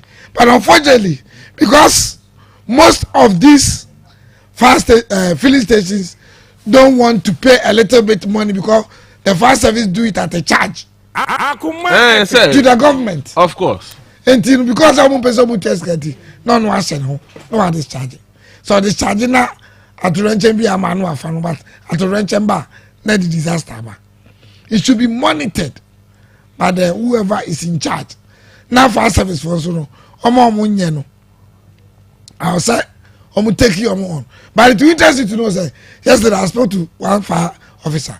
I say sometimes when even the filling stations call them, they will not have fuel in their cars. Fire service on? Yes. Oh, because government subventions are not coming. I don't want to call it government subventions. Sika also I'm top fuel. Emma. Into your master say you see.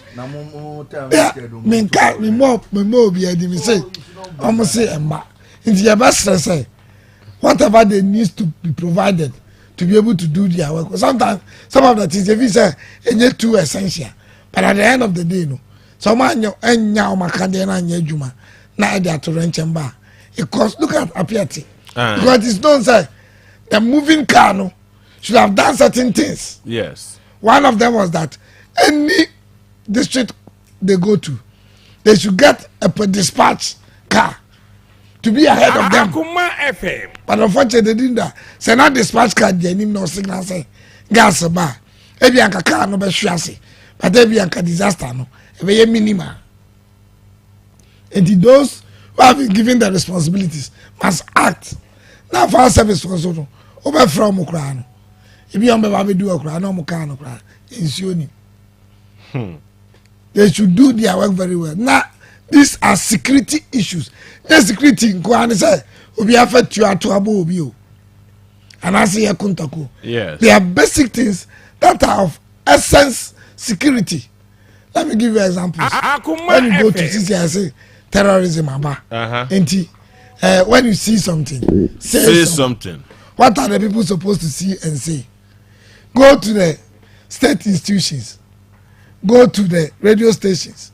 Now say na mo dey maya dey me mama pass me say maybe I first na me faba no. Ma block wo. Na mo dey security code be do as a security man. And na baby am. But most of the institutions go to a secondary schools where our youth and children are. Who do get our job is say okwa you say because you show me back. One man kwa na okwa. We must take our security serious when you go to the developed nations. Apart from provision of basic needs like food, clothing, and shelter, I don't taking it serious by security. I mean, I don't call SHS. Sorry, SHS, W. Okay, SHS. SS and SHS. There be SHS. I call secondary school, you know. SHS and SSS. Almost syllabus. So social studies syllabus, no. Almost topic be Maslow's hierarchy of needs. I'm draw triangle, you know. I see only baby otiwa obedi food, clothing, and what shelter. The next thing is what security needs. Because so as a nation, we should look at our security and take it serious. The gas na explode and kumobia. But the way forward, institutions that are supposed to work should work. Gas stations are living in usefulness.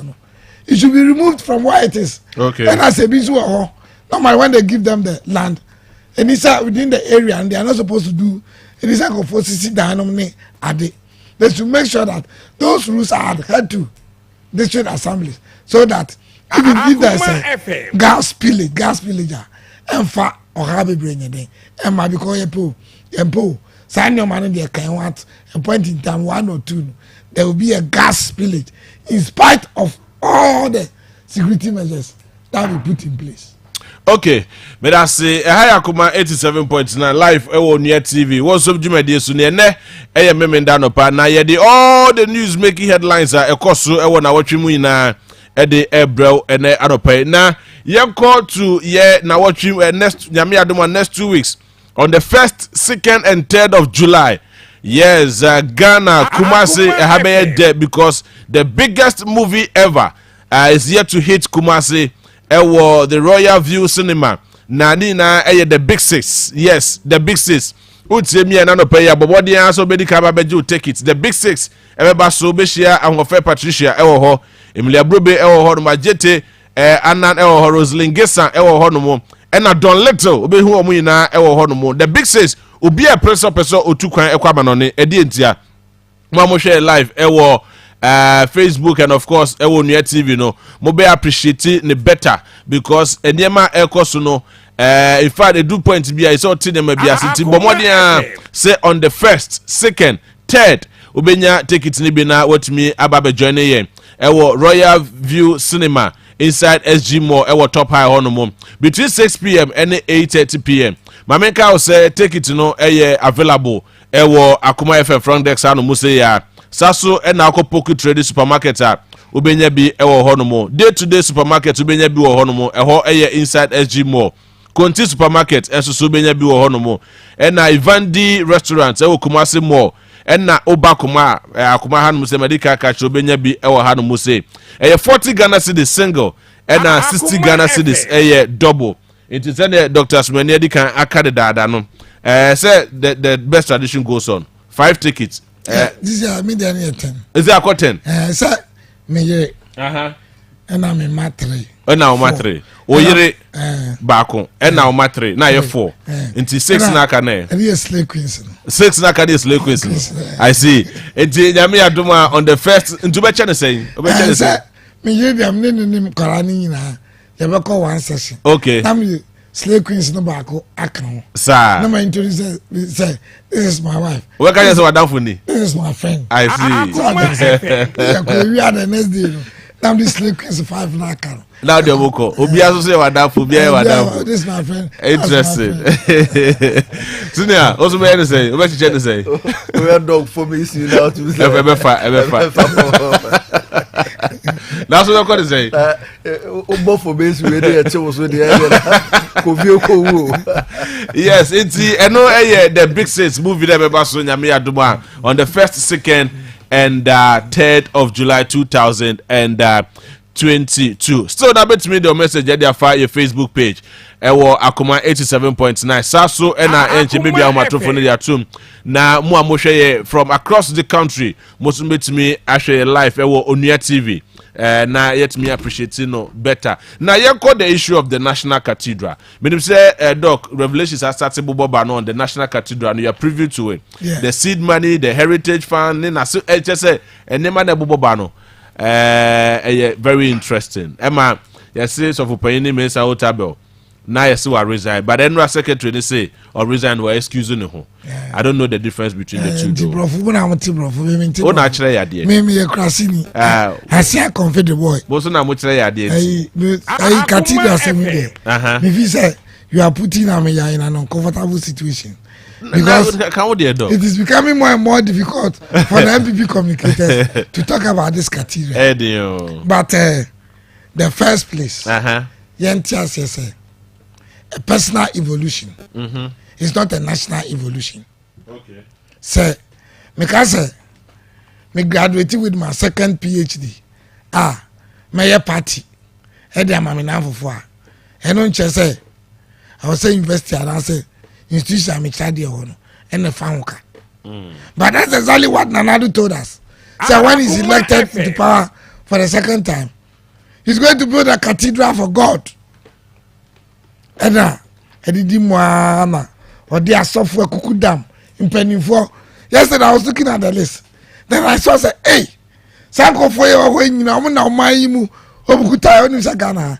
Christians take about 60 to 70% of the population. In their software Cassia is with Anaba, Ward Mills, Williams, Archbishop, Duncan Williams, Pastor Mesa Otebil. Pentecost, my own church chairman, Apostle Onyina. Yes. Nipa wa be me trust in baby on the money di. Onjinini. Yeah. Okay. But all these big men are there. It is only mu delay. I think that it should be plain language. But what have we seen? It has become a matter of nadania tro. And you know, another about 3 days ago to me Facebook said, is the National Cathedral a tool for national unity or national disunity? If I responded here about 1,300, I see. The 1,278 is it is a tool for national disunity. When you say at the end of this ruba about the National Cathedral, no, it almost created a confusion between the Islamic community and the rest of the Ghanaian society. Because we could try radio so can say a national mosque and Grano, a buy and a discount, a buy no musi. Nobody is saying, say, it will not be good if we build a cathedral for the nation. Okay. But when you look at historical antecedents, cathedral there's a symbolic attachment. Yes. Symbolic attachment. Sir, Evia, Ania, Jesus. nti ha abibi wɔ hɔ a yɛ symbolic amanfoɔ bɛyɛ dɛn ɛbɛkɔ akɔhwɛ anaasɛ ha ne ɛbɔ Jesus asɛmdeɛm anaasɛ asɔre wei aha ne yɛtee no nti na ɔmo symbolic center ni Romafoɔ kɔ ɛyi a St. Peter's ɔfrɛ cathedral ɛyɛ because Romafoɔ na som hɔ sure it is an anadu decide sɛ ɔbɛyɛ cathedral it is a cathedral for himself as an individual but he has now ushered in the national identity ɛho bɛhia sɛ ɔbɛma nokorɛ no adadi na sɛ bi a ɛka sɛ mesi cathedral mentimi nsi ɛfiri sɛ ɛyɛ no national activity a ɛbɛboa and go through the appropriate procedures to ensure say it is done if there need be. Okay. I have seen people argue say it will bring income, economic ventures, and all those things. I knew. All those people are not current. Are they? Uko Europa. Cathedrals have been turned into shopping malls. How? Because they have outlived their usefulness. Oh, really? Yes, I'm telling you. They have outlived their usefulness. So they have been turned into shopping malls. Just our next door neighbor. They should go out there and research and know what that cathedral is being used for now. Christianity has now moved from buildings to art. Time of Jesus wu yenwa yete nda ayin mutie and to man mutie and you move from buildings sir into spirituality. Okay. But obi akasi yesi cathedral enye. But sir, obefa ordinary man sika. We are going to the appropriate procedures. Now the best cathedral there. I think it is below the belt. It is unconstitutional. Because they say before you give a contract to a foreigner, you should come to parliament. Contract I know 140 something million. The company was registered as a foreign company. National Cathedral. National Cathedral. They paid some money. But this is what I'm even reading now. The say point 3 of the National Cathedral. In fact, NRA introductions in press release of Modebai. Point 3 or say, for the avoidance of doubt, the National Cathedral is a national monument, and thus is a public, not a private project. Legally, the National Cathedral is the National Cathedral of Ghana is a state-owned company limited by guarantee, and it was incorporated under the Companies Act 1963. Act 179 on July 18th, 2009. Did they talk of all this things when they started it? They only went to parliament with a single clause. Government will provide the land and then a seed fund. Yes, seed money. But money. now it has turned into a limited liability company and they are doing all this. These are the deceptions that are coming about. But please, let's get it. Nobody is saying, say, if you build a cathedral, even with all the deceptions, if you build a cathedral in Ghana, it's a bad thing. But look at the context. Akuma FM. Currently, a context where we cannot provide polio vaccines. Polio vaccines. What is our story? There is shortage of polio vaccines. Yeah. For the past 2-3 months, hospitals need polio vaccines. So what is going to happen is that if we don't take time, I don't they attribute everything to National Cathedral. BBI, because we need the money for other things. We need that money. That 200 million and the $350 million they say they are going to use for other urgent things. Yankutu ayeda. Yenidi ayeda. Who see upon sign come the woman? These are the things we are talking about. Nobody says that the cathedral is not good. But we must have priorities. For me, I think that the National Cathedral is a monumental history that is being made. But this is not the time for it. This is the time that we cannot get money to feed children. We have assured of 1 meal a day. Our Mugu classrooms. Now, poor people, maybe me, any Amiya, any Ujebi there. We can provide the 10 cities or 5 cities for our children to go to school and survive. But there are other people who cannot provide it. And out of the assurance, about 1 meal a day, they are in school. We cannot now get money to provide for them. A nation that we cannot provide ordinary drainage systems. And so our people are being drained off. And that could be Facebook or say, Ghana needs an ark and not a cathedral. Unfortunately, the one who is supposed to build the ark has turned himself into King Solomon and King David and is building cathedrals. The minister for Works and Housing has sent financial proposals to the Ministry of Finance for over 6 months. It is there. He has not even got a responding letter. And we are getting money to put up a national cathedral. My goodness, you see, the secret about the national cathedral. When you say, apart from judges now, hotel, there were other housing companies there. I see. They, as I say, were rich. Some of them, at the end of the day, the people have responded, and the land for over 2 years has not been given to them. It was in the news yesterday. Until a cathedral in the Obianka said, when you get a cathedral, we shall all go there. What is even the justification, sir? Said to bring economic revenue. No? What is the justification that it will bring? And I said it is based on scientific research. And the end of the is the cathedral, no, it is Kabeba. Cultural center is there. Let's go there and ask Cathedral Center Cultural Center or the Amamai. Let's go out to other places and ask. So, if you feel that it will bring revenue, you must justify it. So, this is the research we have done. Now, tourists now, Obano. Symbolism, but we have said that this kind of current situation. Woman stabilization fund. I think a petrol boy, yeah, fantasy, and my we say, so the Tiswa, or Mano, and Tivineska, and Yamputu.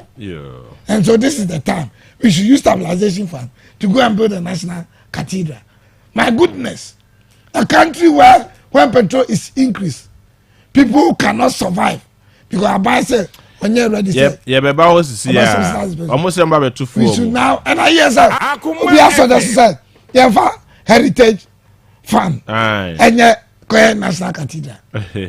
We should go and Nipa no can I give him a lot of respect. Reverend Cyril Watt, the Christian Council Secretary General. You should go back and read about the Petroleum Revenue Act and then what the Heritage Fund is meant for. A sustainable fund. Okay. I say, young fund too. Now you are allocated to certain places. Say petrol no sir. They bet me are falling on it for other things. But I don't think that the National Cathedral is a priority. It is a misplaced priority. JB Medasi, I'm say and Dr. Kasati say NDC ni pa. Until so be Kasati say me Kasati say Ghana ni any Christian. Okay. Na must study the political system any leadership abba since 1961 ebesin books are makan any de metie efrim panyifo any de mea ma facing one on one. I have never in my life seen an honest and a promise-keeping politician in our political dispensation. Nana Danko Akufo-Addo is the only presidential candidate and the only president why Media or Kano Kure Adio can be or Yeme Mekwa Solo Calvary Charismatic Center ahead of 2016 elections. Nana Danko Akufo-Addo bao. Or say, Ojina solid dem no kasa, or no obugana for pa. Na ma emeka adia on to minye, na free SHS eda na kumas ne oba, or the free SHS beba. Doctor, any John Dramani Mahama ni NDC for a sponsor over 40 adverts against free SHS. It do maybe crowd say free SHS crano. YNCC classrooms, any a dine, YNCC classrooms, any Nyama Bibri, every Doctor no crack a cast or come village crowd school crano, a more funny trapine bear 3 to 5 miles and San Marco school. Until see we answer and the free SHS aba. JB. Yes, sir. Mami putting it out very clear say Ghana see classrooms in da na temudaba and doctor or a lecturer onim say de make an enokre yen solve your problem oko United States of America omo solve omo problems nyina nwie but they have built several cathedrals in their country a nyankopon afa so ehira omo a ene ubie phone lines sia na woka say ene ye ma visa emaburu no himfa na abeko bia beka so beko America nti ade nti ana niema pa omo ye wo ho omo di develop omo kuro na nyankopon afa so ehira omo no ade na Ghana ye di ntumi nyesa ade ne bi US omo di free SHS by eno na abo omo kuro na abuild US omo build several cathedrals wa bra omo solve omo problems ni we ene Joe Biden e buy be kasai anya ne emre bi atwam nansia o say America for no complaining say aduane bo ayeden into onhwe no tete ne ma so ka kire o mo say two factors you Putin our Russia oka ho na COVID-19 nti enyo no Joe Biden nti say America for crowd complaining say o mo solve o mo problems we ya Ghana ha ebesi de na wo solve problems we ansa na waye mpuntujuma na waye niema eden fa so bebro na ohwe cathedral any free SHS ohwe big policies here by it take a leader and as it takes a leader or one is enusuadi hu na odwene ekọ akiri free SHS by 10 20 15 years and I say 30 years 40 years to come no you be hu free SHS so mfa so e Ghana national cathedral see we are 5 10 20 years kwa kopim se yen bebon kokra ntirima ebeban ye behu national cathedral so mfa so e Ghana ene Ghana fo asofo binum etumi twa plane ticket akọ Mexico divis ase omoko Israel akobọ mpan na miwia ene matomebo ase e the fast and figures aba na more statistics kwan France for omafo so o me develop omukro no with tourism ene oye wedding we also kodi onimu busa Ghana ni bia say ye man opportunity so nko onimu ahifa no beko beka so ka to so ko Dubai I didn't know ko Dubai is because of tourism what I say na national cathedral ye pese yesi eye niema miensa na o say Ghana fo hu as yesi wi a ye benya so mfa so first eye revenue a ebe generate amai ye betumi anya revenue no kra masika kra ye di kom no kra ye bete eka no asa aba abenya so mfaso ene ye nyina yetia se ade ba kwa ekosro eye alarming kese pa ha Ghana anase wiase aman eye adwumasem yesi national cathedral ni wia dog be kwa kututwa mfoni abeka wonsem enipa dodo a national cathedral ebe bo amomoma nye ansana ye wia ya behwe the spiritual aspect ene mfaso de ene blessings nyankopon ede ma Ghana man ene Israel hwese na nyankopon afaso esra omo nyankopon eka chile Solomon se wonsi asole dan ma no na ompe materials ni bibia ngo no wia ne ba David baba bisi na doc mo ka omo se nyina wia omo gina Acts 7:48 where dog as one quotation oh na some okay nyina ho na gina so omo pese omo paint picture bi se nyankopon oni asore dem and it is true of course nyankopon ni asore dem but doc ekwa asore so to offering with the intention say or this kind menya me but this kind manipa streets ekwan oh okay those who need services yeah that is where I go to church very well so yeah eti nyankopon ka che Solomon so nsi asore FM David ope materials ni nyina guo ka che ne ba David so mesi asore dama e ma David agitum so besi asore dan na amanyame I was say edumra ye rededication of this country to God.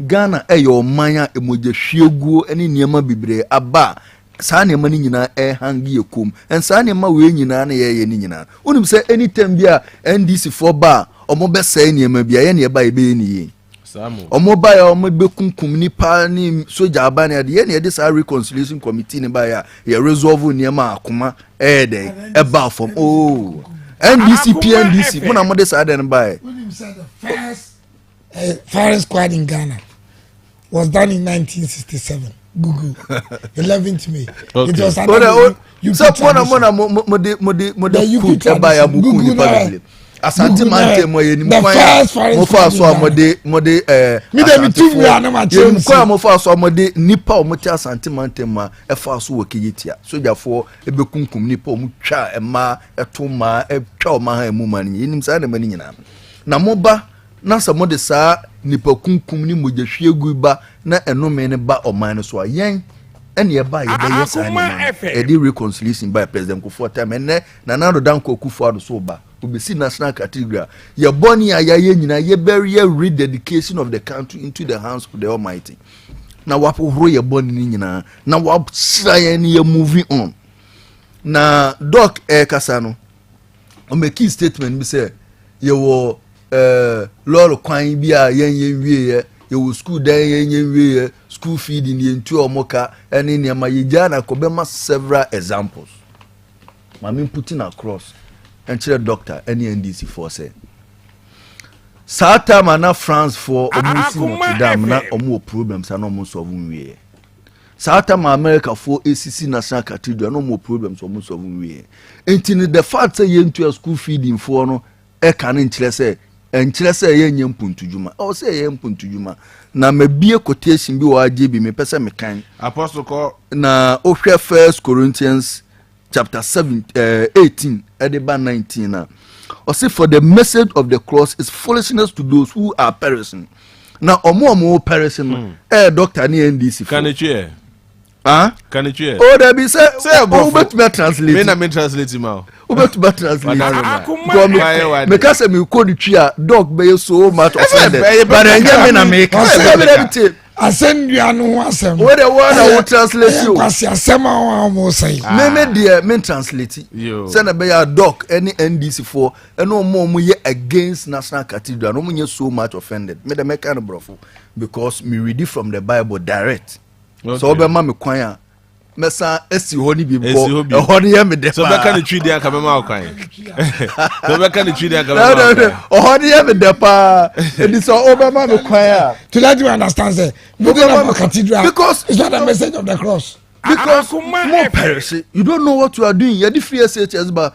the same argument until na me hear that comparison between the free SHS and the national cathedral because more catchile say you insist school dan enwie no please allow him let him flow thank you na oko in the biblical context o share Adam and Eve omo man no mudi why that level of comparison because no ma tell say national cathedral in faso de miensa na yenya one revenue be generate amai two employment and in the spiritual aspect in faso de se na nyankopon e be faso obesira oman Ghana it ma tackle employment and a ma tackle revenue meba revenue wana be kiremu ye but me wo on the spiritual aspect me kirem se na be ya doc mo e be tie ase se na doc ka say the process any sika e di room any land e koje ye omo make that argument and I make sure say in the biblical context in the next 2 minutes na unia haj zita SNO message bi wasemi misa wasembi so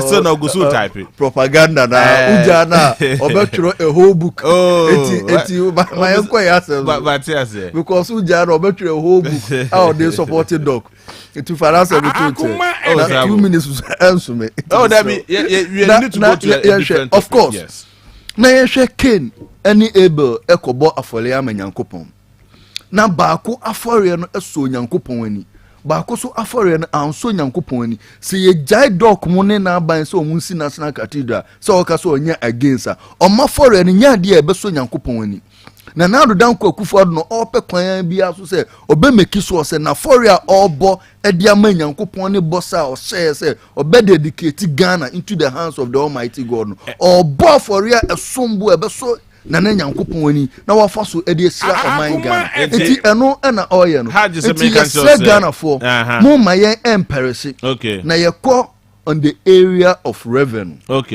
mamini kan zita message nature or say tell Martin to be realistic and take the listeners serious. His comparison of the National Cathedral to free SHS is a wrap. True or false?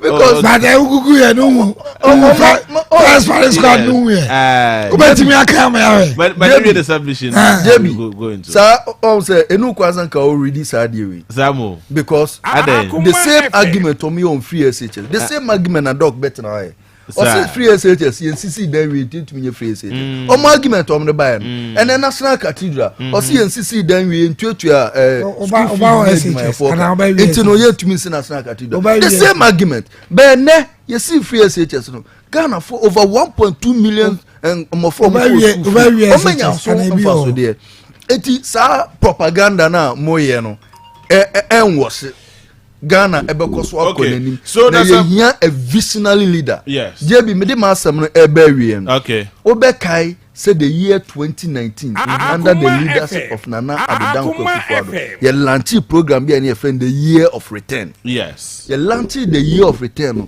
visitors are ye no more Kotoka International Airport nko na over 3 million America for any ewiase afa no mo ba Cape Coast ebe share ye tourist site omuwie ye enfaso ye nyaye was over 1.2 million Ghana cedis ye nya bida in our tourist site we ye adia esombo say ye the national cathedral yi ebe ka ho ne ye launch year of return enipa dodo ebe fra brochire anase Africa ha anase even Ghana ha ebe movie from Kumasi ne teacher ni menche so mo kwa akra ko he national cathedral sika ebe nya frim ye sika ketwa ene okọ France adia omo ade enye sika yie pa tourism omo build omo kro ni in such a way say wahwe sa movie we are you talking about the reality or a movie? Oh there say omo share France the way France city and omo dey sa movie no o share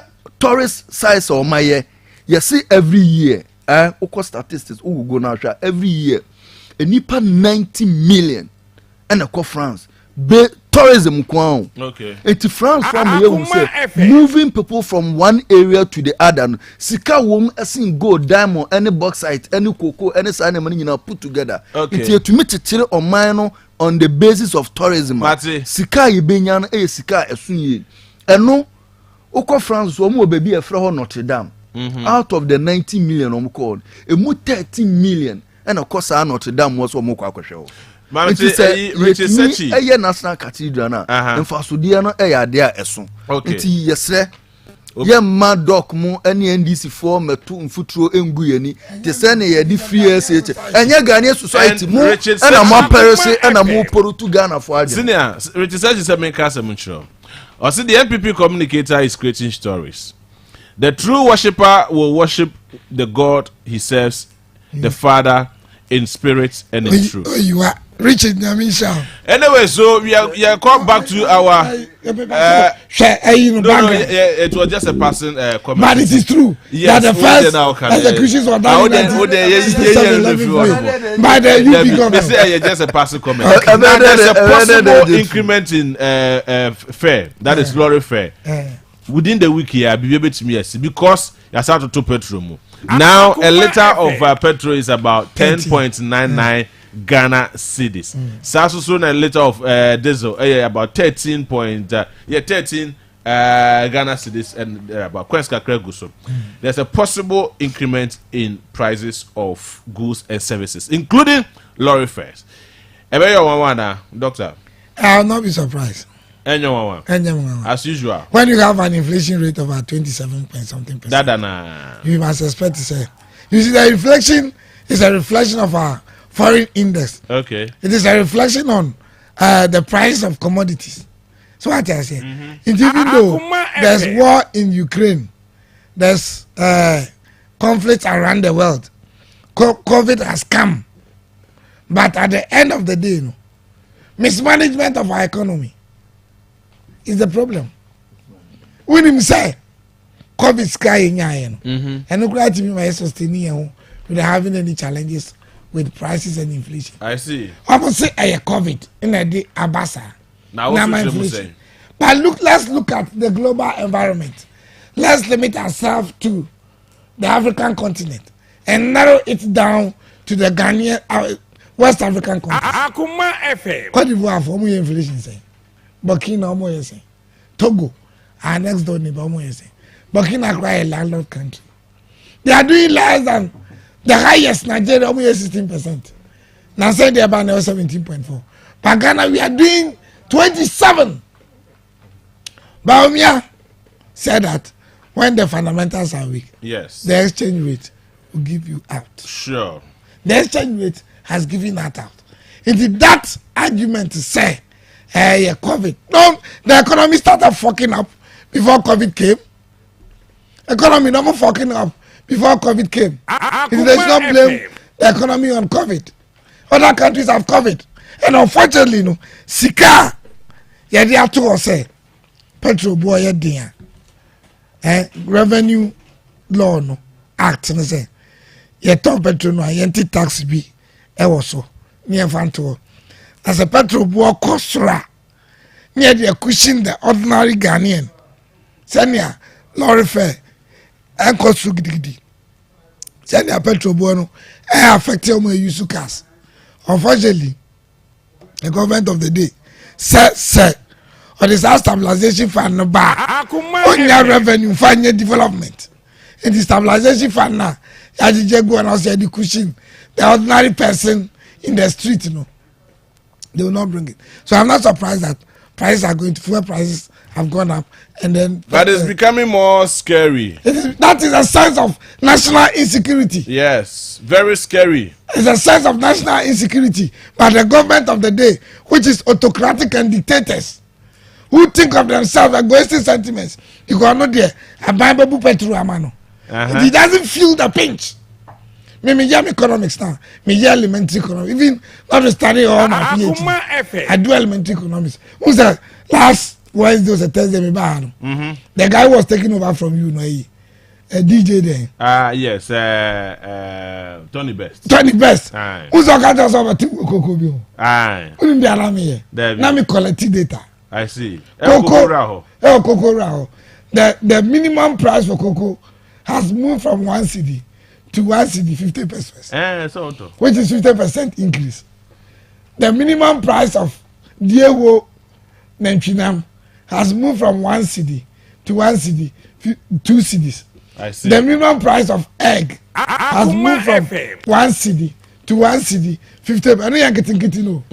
So it means that the rate of inflation in reality, in practice, and in your ordinary man's pocket is over 50%. Okay. But where they ever bought the thoughts into? And the statistics say that it is 27. We will take it. Okay. So Ghanaians should brave themselves. Okay. Sir, you better be ready, sir. Obviously, they have more important things like the cathedral to put up, Senior. like money to use for elections. Mate, Doctor. At the expense of the ordinary man. Doctor, when you are your lessons, yes, you are 2024, November. And you have to salaries. Aye. You can say good transfer control. But starting from what is happening now from 2020. But I say, Senior, your good friend Henry Duabuati Sochiao. Also a fanboy. Yeah, so yeah, that is a just so on the contest. Yes, also show live. Nah, Ochiao. Me boy no. On every big Joe Nana. Oh, okay, also Ochiao. I show them Big Joe. Okay. I see. So, Cinematic, in the next 3 minutes, you're dealing with the fuel prices and other stuff. Now, JB Medase, first of all, Mame Emma Ghana for Asunte say politicians over the years at the Adrene Ediagro. Now, Omo the Adrene Ediagro Kessepa a union NDC4. JB Beka President Kufuor time NDC4 the gallon and them a few films a Kufuor gallon. Na see na Kufuor ma petrol bo aedin omde propaganda omunya so mfa so de a omde ba power omo ba power no so ye omo ban na ye fu omu pa o hwe ayi post ye kutami ya sanke bebe tv so meti for avia ctfmonline.com. The camera will capture. Mahama won't reduce fuel prices. That was the time na agitations kese asia na ye ka se yenti fuel so a na omo ejina bebi omo jina se uomo and komo, they will never reduce fuel prices. What I say? Yes. And so omo ye propaganda say position say omo bomb better so and the same propaganda and feel say I don't the agro because John Dramani Mama ba asante mamu abeka kire say yen Ghana for the ye re afi asem nti omo the adwene ekoso omo the agro na fuel prices enya ade a wo se de amanyosem.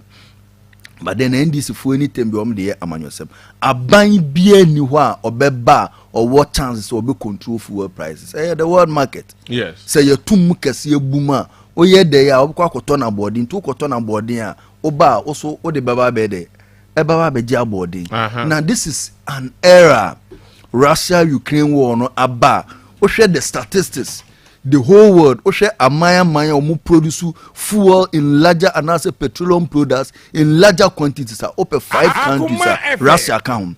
And this is the case, America for any real say Amaya Bibri at the sanctions, any boycotts, ato Russia for to say, Omo Makwan, Omo Ton, Omoniama, Enko, Area say Amaya. Ama Eniemum Ayedin. America for crowd fuel instance my din crowd mama babontan beka say omo beko omo reserve mu akoyi fuel products ni bi e dia begum se na be ma price na yeden etumi aba form eno no kan bi tro say e wi ase amanyina ni mama yeden nti NDC for e ba no be sa propaganda no man for solution bia ma omo be bo Ghana for of course anytime they can Dr. Bettina hay so amana e clear say anytime bi ombenya akonya so mo kasa o radio so na TV so and anytime bi omo condemn MPP bia no omo fa solution bia ma Dr. Eka say ote ono oyobi ani nim de ekọ akire kura sem now so want to me anka one solution say samutu MPP aban na samo de ba ekwan ni kwan se ne be fa so e be stabilize petroleum products want to me anka and moreover yam putting across Emma Ghana front to say your ma ban no de sa deregulation e bae achechira aban sa aban eni tumi bia so be determine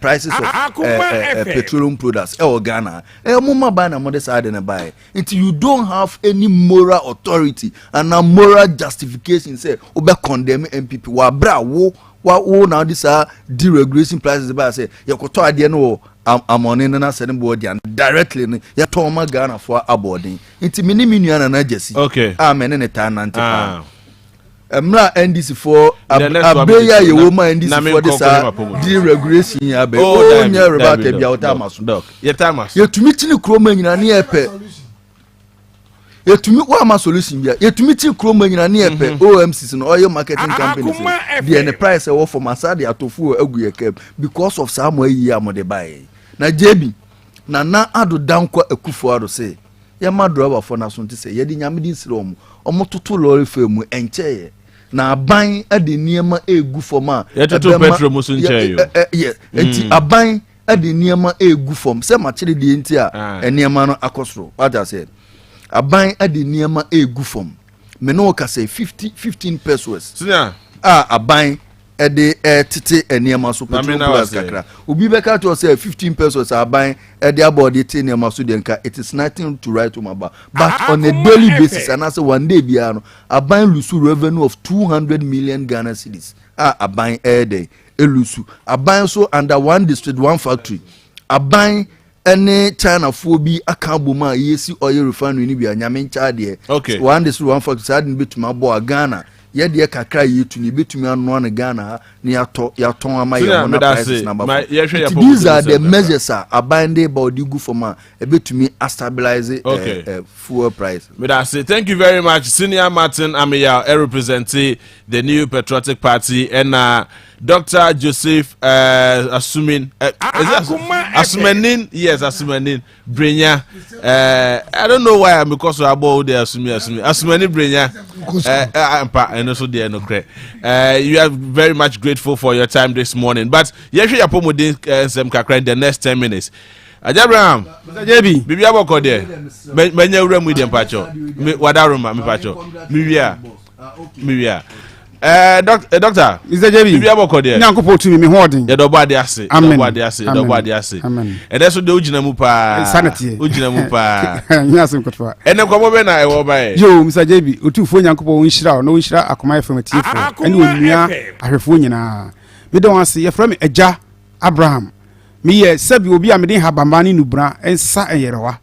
Na Mr. JB, adanse kesie bi a aba chese sese mi firi a me kɔ mama bi a wo Germany na omode na ba omode free Germany aba wonya breast cancer ni bi na waye tumo Germany wo ma sese ni mo wure nyina hye ni tiri wo nyina tutu chese wase amaka kakra sa so na fon na nufu na ye den na atwea ba aye tententen sei ahono oba ye wode kokofo no hye no wade aduru atwe no maba na gi na aso ne mfe aso no mu chese waye abrofdo wo Germany wa enko ema ne ma no ebe gi edro mienu nso ha e de ma na anko enti wa hu mi wo mu TV aso na ofre me na mse Germany wo de o posto dura no masa bon return o so ma bibiduro enwuro manum isi o gidi se mesimeti ma hwe no na embom no se o pade a gi se oba inhyiranka nyame o tie benum asem no o twa plane ticket free Germany aba me die do ma no me se boso me ne yawada na etwa mu bisa dabi ni nufu ni nyina twi ama ne honam aye ne ye ne nyina jai enti mi free heya me ko o tech bom so ya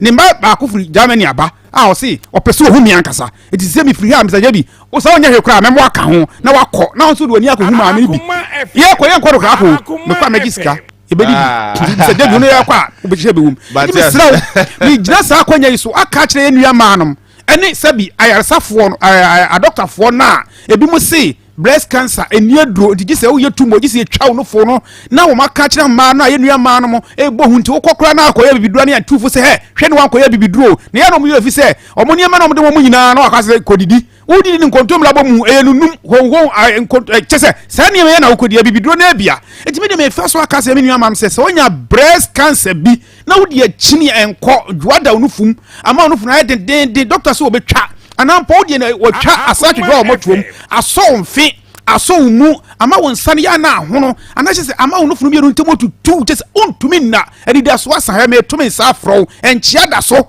me de donuma na ankwa abadusika na nhira nka nyame se me de donuma wa o de sa onufo so 3 days ubo se onufo no I start yemre o se Mr. Jabi sorry samna tu nsuo ma enyemre mfiri emfimfio na ne firi hoho etimi nua ma no ma mutie me amabaje breast cancer do bi no me de donuma wa ubo se hoho ni nyina start se yemre na enufo no doa na ehyem na etwe kokokosoro na eku wono na bo se etwe ba fom ba bi abofra num no timi sraw utie me na onya breast cancer ni bi atua na mo na bra ejabra so ye me se ni ntro ize nyankopɔ di da nyankopɔ tumi onimedro de ama me na nyankopɔ na me so ebechi nipa mpempem di tie ne fa number no ne tua na mo bra number ni is 0242 76 48 35 0242 76 48 35 and our WhatsApp ni 0549 10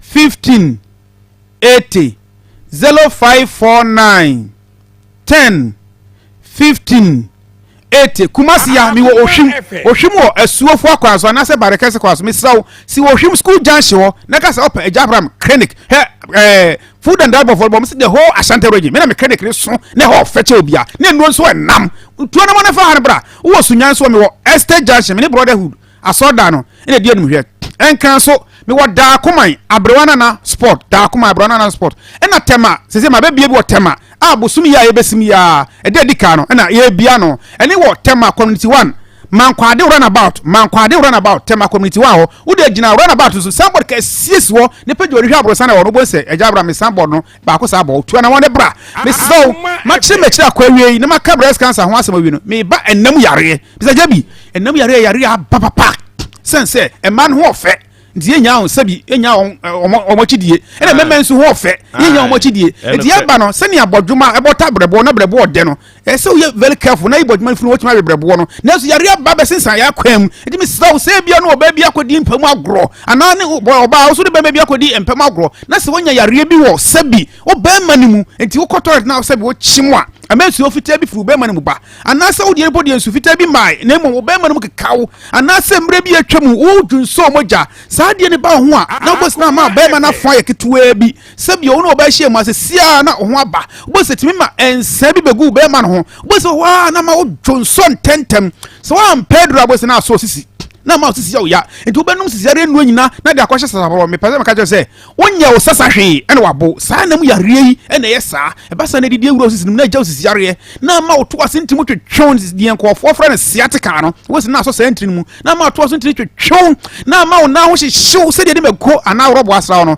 wan Pedro bosi na so mu baby na man bo bezi na fa no bema na mutu tu na ma otidwa gaga obosi woni sukura timi o yisisi wona ntika kra bia na wabre obosi basa o no furu mienu ntem ho na wo hyehyew enti wo be ko hospital no e be ka se wonya typhoid o ma typhoid no sa obosi afide be kwa endoscopy yes wonya ulcer e samwei ene didi ba na wo ye be ma makase wan Pedro na sa yare biye wa ene ma miense da o ma se wo e betime kumu be ma no kodo to edidi kro na e be wura prostate mtu westa sa o Johnson 10 afide Johnson na mabio na o chim nti basa ye be shell rubber na just a prostate no I large say ene nyina chire da no am Pedro boss na de what to form as a stroke nti me srawo so ye be ma no yanam yare ni bia emfa ni agro me emfa nya ringing to tuana mo ne bra jabra ma so am de atu dwa bi edo na bi ni abonten bra ni ma odro tu yare na se so your boss no nya sa nam yare bia sabi wonso oba etim wase ye kese etim mensuo bi gugu etimi twa obra amonamono anase etim a o menses ne kra emeye edi sanu wan Pedro na so mu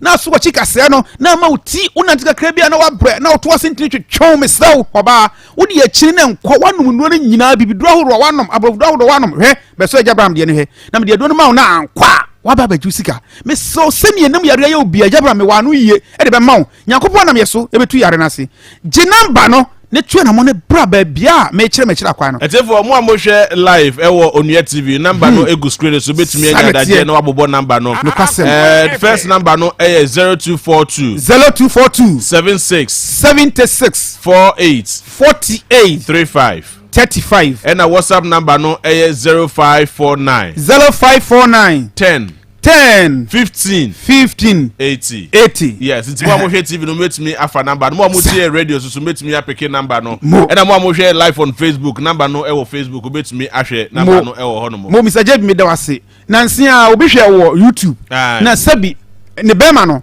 aya kiti na nse gu won sa pesisi won te sense ensani ni te so de won tu fa nya hwe kura wo se ni ntiniga kura gya na mramono na Mr. Jeb wo ba yishira nkanya me na mka nya se wei enya nku tuto na di nku gofa be ma na nku na hye nku ne hye ensane hye yare no wo mogya me besa aba me ma na duru afide de wonu mogya mu no ni nyina pie begunu be me ho ebia begunu to afire wonu modo ne di be 2 weeks no ni nyina hye sesei ne be ma no ye fe ntimi sraw mo ensa tie gu mo be ma no ma mo girlfriends ene mo yere mu dwane no hebra ye be ho ye fe ache wan kasa ni padua no ntimi sraw number na Mr. Jebe kan gu TV ni so mawie enam yare ne saa no na no chese me nwie me ba hepatitis B Mr. Jebe man bi wo adwosuye ya okay adwosuye ya me pese me boni din because we penikese okay wose onya hepatitis B wa kwa yesi ani adro sese me nemfi wose ho me kigigise ni ganika GS no me die adro man wose adadin na fu ahono atwe ni nasi apagya atwe mesramo enye sese bi adina ni abeka kansam bia na agi ni enkofo sika wo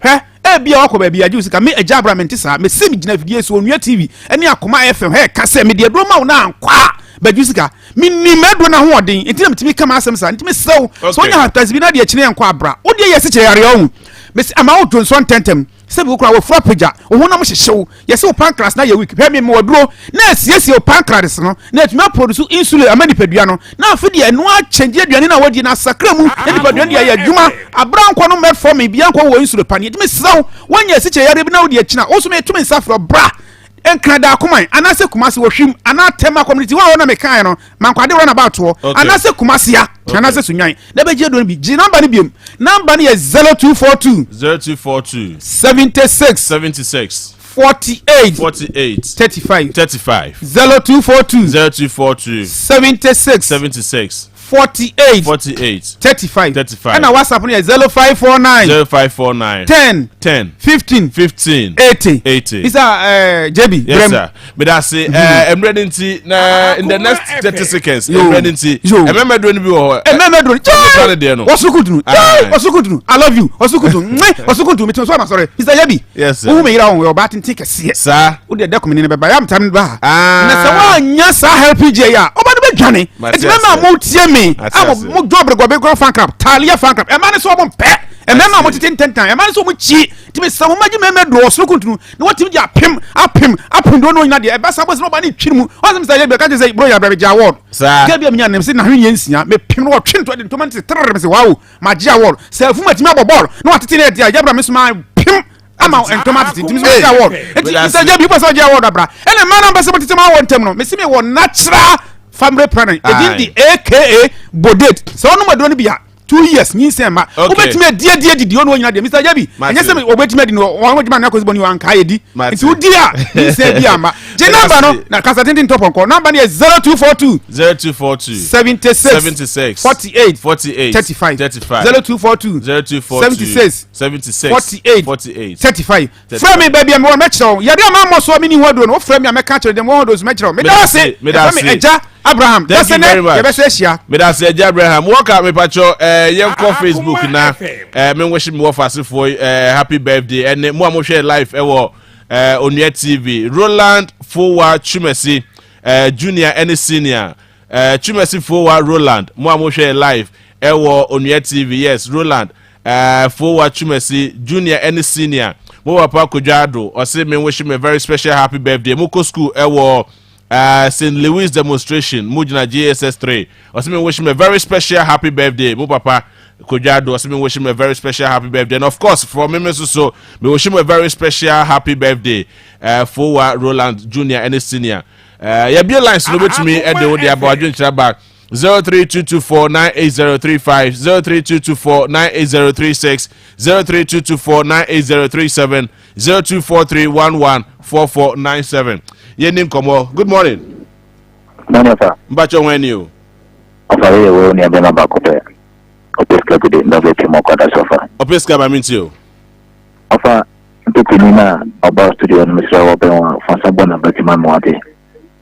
Wakasa ye papa timo se odi NDC ni no akos school papa.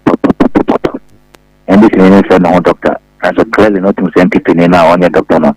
And na akos school pa. Amisa totono. Offer. No kwani nyanko kwa nimu. Dia Opeska good me ba me kase na na dan koko for the president. Onfa have makana. Obienti ni na ba dia kase ko for the president. Dia koso pepe. No mo fa better than it was under John Dramani Mahama. And I can offer.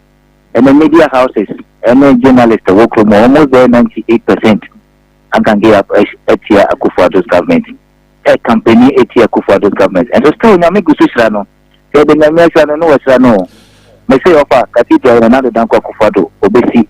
Can you feel it by entity for authority of FSHS to the extent say we omutimi court cancel court interfere then stop Akufo-Addo from implementing FSHS. As Akufo-Addo do by no omuma. Good morning. Good morning, offer. Yes, sir. But your JB near from Soccer Safari. Alaji Masio. Alaji Mamin to Alaji. Where I can some. Where I'm quite. Where I'm quite so some. Offer. Yana sunu kwa a comediwa. Nitin susu yame. A comediwa. You are so proud. What is that for? You could say you're so coming to know. If I come as you am, we should be able to malum be able to also to be not comedy. Should be church. But the comedy collaboration to tell you by the sister Ghana. Because you will have a kit back 50, 40. Like a comedy was and because church. I'm not born. Good morning. Jerry. Yay. Me mo achala pa yi. Me jo so kwakwas ma do. Ala pa me mo abaso na kesi agubon sha wo bojuma. Me da say. Na me ja 2025 president me for John. Ala ko beti ba ti tiri so ma me chano. You na sa mo bo cha cha bi. Le sa cha ba me chano na bu tete goba. Le so ga ba so ma me chano. Le fu wa sentomia e ko suru ya. dollar for so much to learn from the idea. The best from side to better gas can. Yeah, I need to mean yes, so shop to learn on Bonu. The number for a hotel. And they just say routine right and talk as well. And now they say that the better pay better tomorrow if I know. Yes, that is a woman I yes, but the status is not for any else and say, and then that day I don't know from Kakama to Mofono. Yes, I want to let me just come again. But I say, me and wrap it up on TV and on radio as well. Higher Kuma 87.9 live for Ewonia TV. Doctor, in the next 30 seconds, you wrap it up. Yeah, sorry. I'm more born in India. You're born by 2024 messages. I make one. Me crew me now send me messages here. I send them up papa no. Nana Crow, non sorry. Okay. Asim Fusu. Okay. Now me chair and NDC regional chairman aspirant. Okay. Professor Esidu of Asim Fusu. But that's it. Sina Martin, obisi me miss out say da be na nap kufosi kabeba. This month, yeah. Ometwe ni na. This month. Ni na, ometwe ni na. Danko kufa do bekano. Ometwe ni na. Jebi meko no. Ometwe ni na. Iya no e so ye no. Suleiman Abawomia. Oh. Former regional test coordinator. Also na meko no em campaign manager. Okay. And aso. And as a father-in-law, ye na ye o sewaba. Nti yesle empanyfo nya so mana. Na mia me napco regional director. Okay. Yura kwakwa.